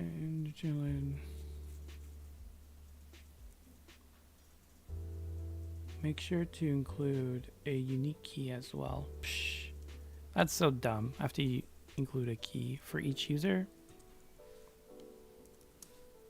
Okay, so I guess we'll just use the same thing. No biggie. Whatever. That should work. So this will take all these and will, if the user is online, is true, it will return all of them that says true. And they'll make a new list of online users. And then the map, I'm going to put it within a, I'll take the user, the new users online, which has all the list of all online users, will be in user. And the new property called user will dot username, which will grab all the usernames, right? And we'll store them within a list elements with a property of a random number. So yeah, should work. Hey, look at that. It actually works. 98%, dude. 98%. I'm almost done. 3.5 hours in, and I'm almost done, dude. Dang. Let's see. So far, you have been rendering React components on the client. Normally, this is what you will always do. However, there are some use cases where it makes sense to render a React component on the server. Since React is a JavaScript view library, and you can run JavaScript on the server with Node, this is possible. In fact, React provides a render to string method you can use for this purpose. There are two key reasons why rendering on the server may be used in real-world map. First, without doing this, your React app would consist of relatively empty HTML file and a large bundle of JavaScript when it's initially loaded to the browser. This may not be ideal for search engines that are trying to index the context of your pages so people can find you. If you render the initial HTML markup on the server and send this into the client, the initial page load contains all the pages marked up, which can be crawled by search engines. Second, this creates a faster initial page load experience because the rendered HTML item is smaller than the JavaScript code of the entire app. React will still be able to recognize your app and manage it after the initial load. Ooh, this is the cool stuff. So basically renders the HTML first, then adds a little bit of components in there. And as you scroll down, it just reloads the new components for that portion of the thing. So if you have an array of components or something, and you tell it to load on specific elements within that blank HTML tags, it will like load them, and it's sick as hell, dude.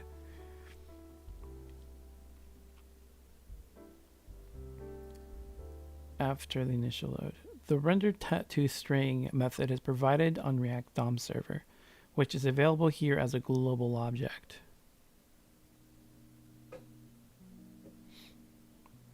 The method takes one argument, which is a React element. Use this to render app string. So render to string.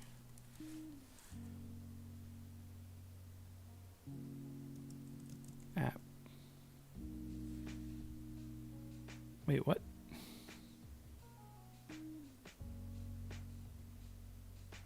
Oh, okay. That's why. I didn't like call this method.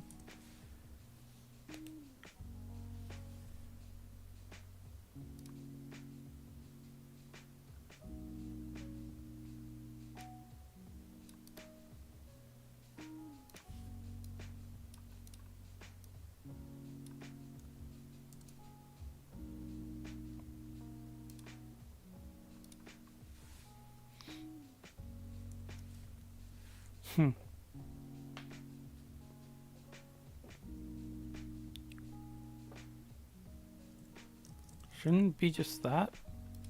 What more does it need? I don't understand what it's trying to do.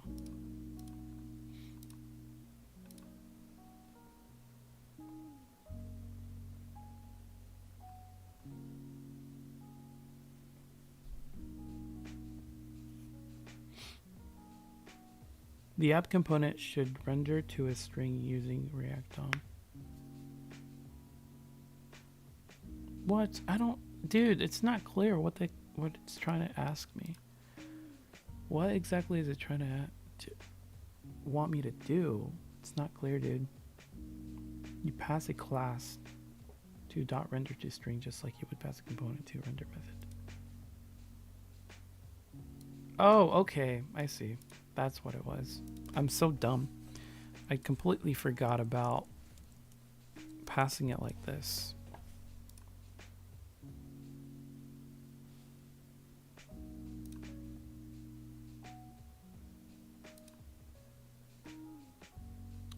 And I'm done. Holy crap, dude. I completed the jQuery bootcamp.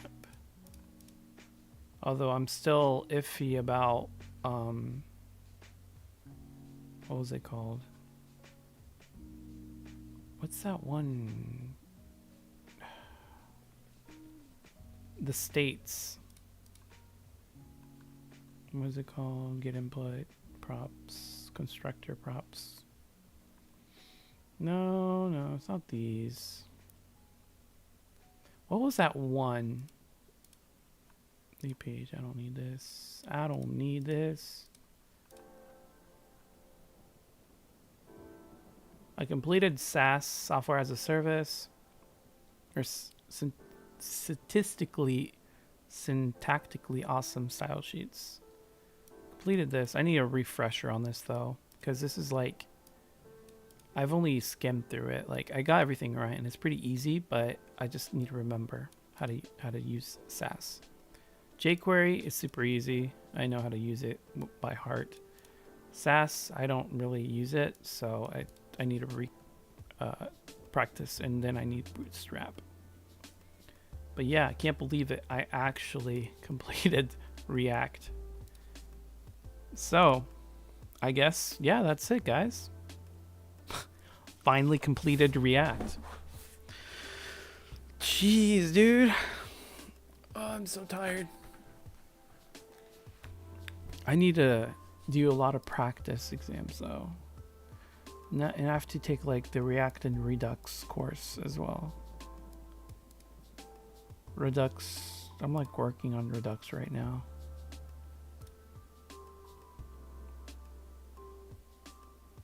Then I have to do Bootstrap. Like, I skipped this Bootstrap because Bootstrap is so weird. I don't know.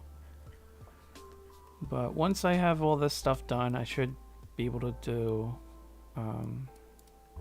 front end stuff more precisely. And I should be able to get a job now. Probably not. Because I already have a couple jobs like lined up for React developer. And I'm like shivering because like I'm not too familiar with React. Like, it tells me all this stuff, but I don't know how to deploy it. I think that's what Redux is going to be used for. I hope this teaches me, like, go to settings to claim your certificate.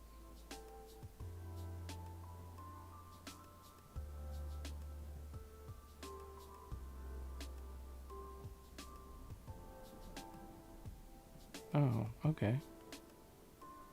QA. Information security, machine learning with Python.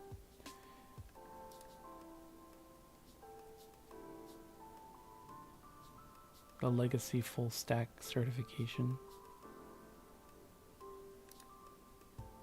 Wait, is this my page that I built? Yeah, it is. Holy shit, look at that. Hey.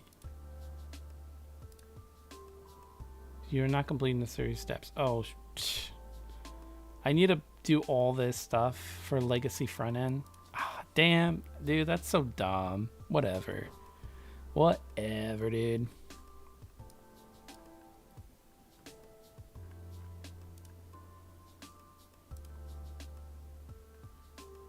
All right, well, this is it for today, guys. Thanks for like stopping by.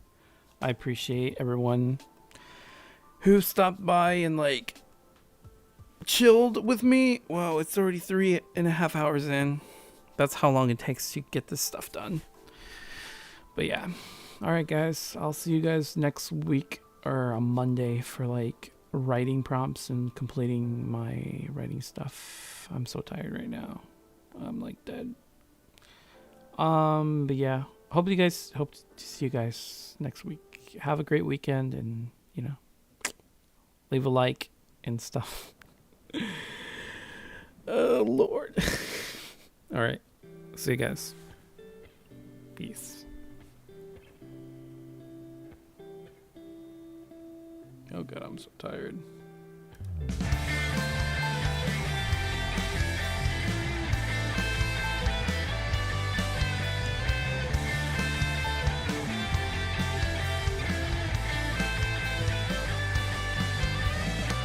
海が見える街寂しかった誰にもいないから部屋に寝た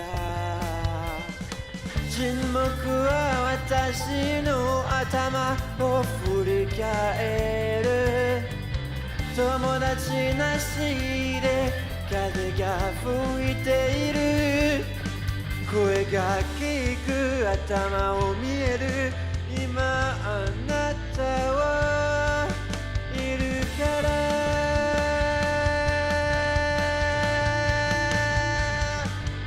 風に愛して飛び込んで楽しかった二人で世界に行こうさよなら闇が怖くても行きたい闇に風に愛して飛び込んで楽しかった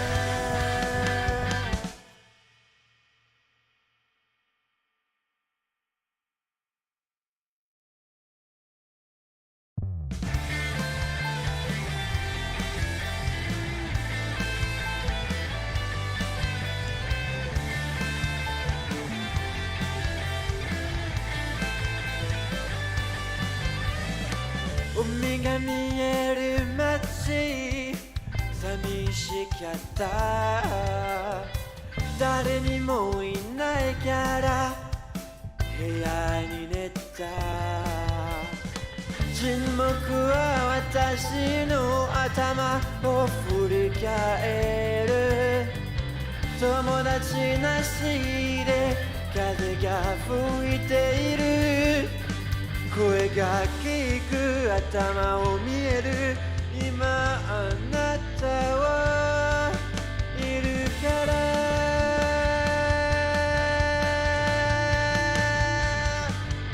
風に愛して飛び込んで楽しかった二人で世界に行こうさよなら闇が怖くても行きたい闇に風に愛して飛び込んで楽しかった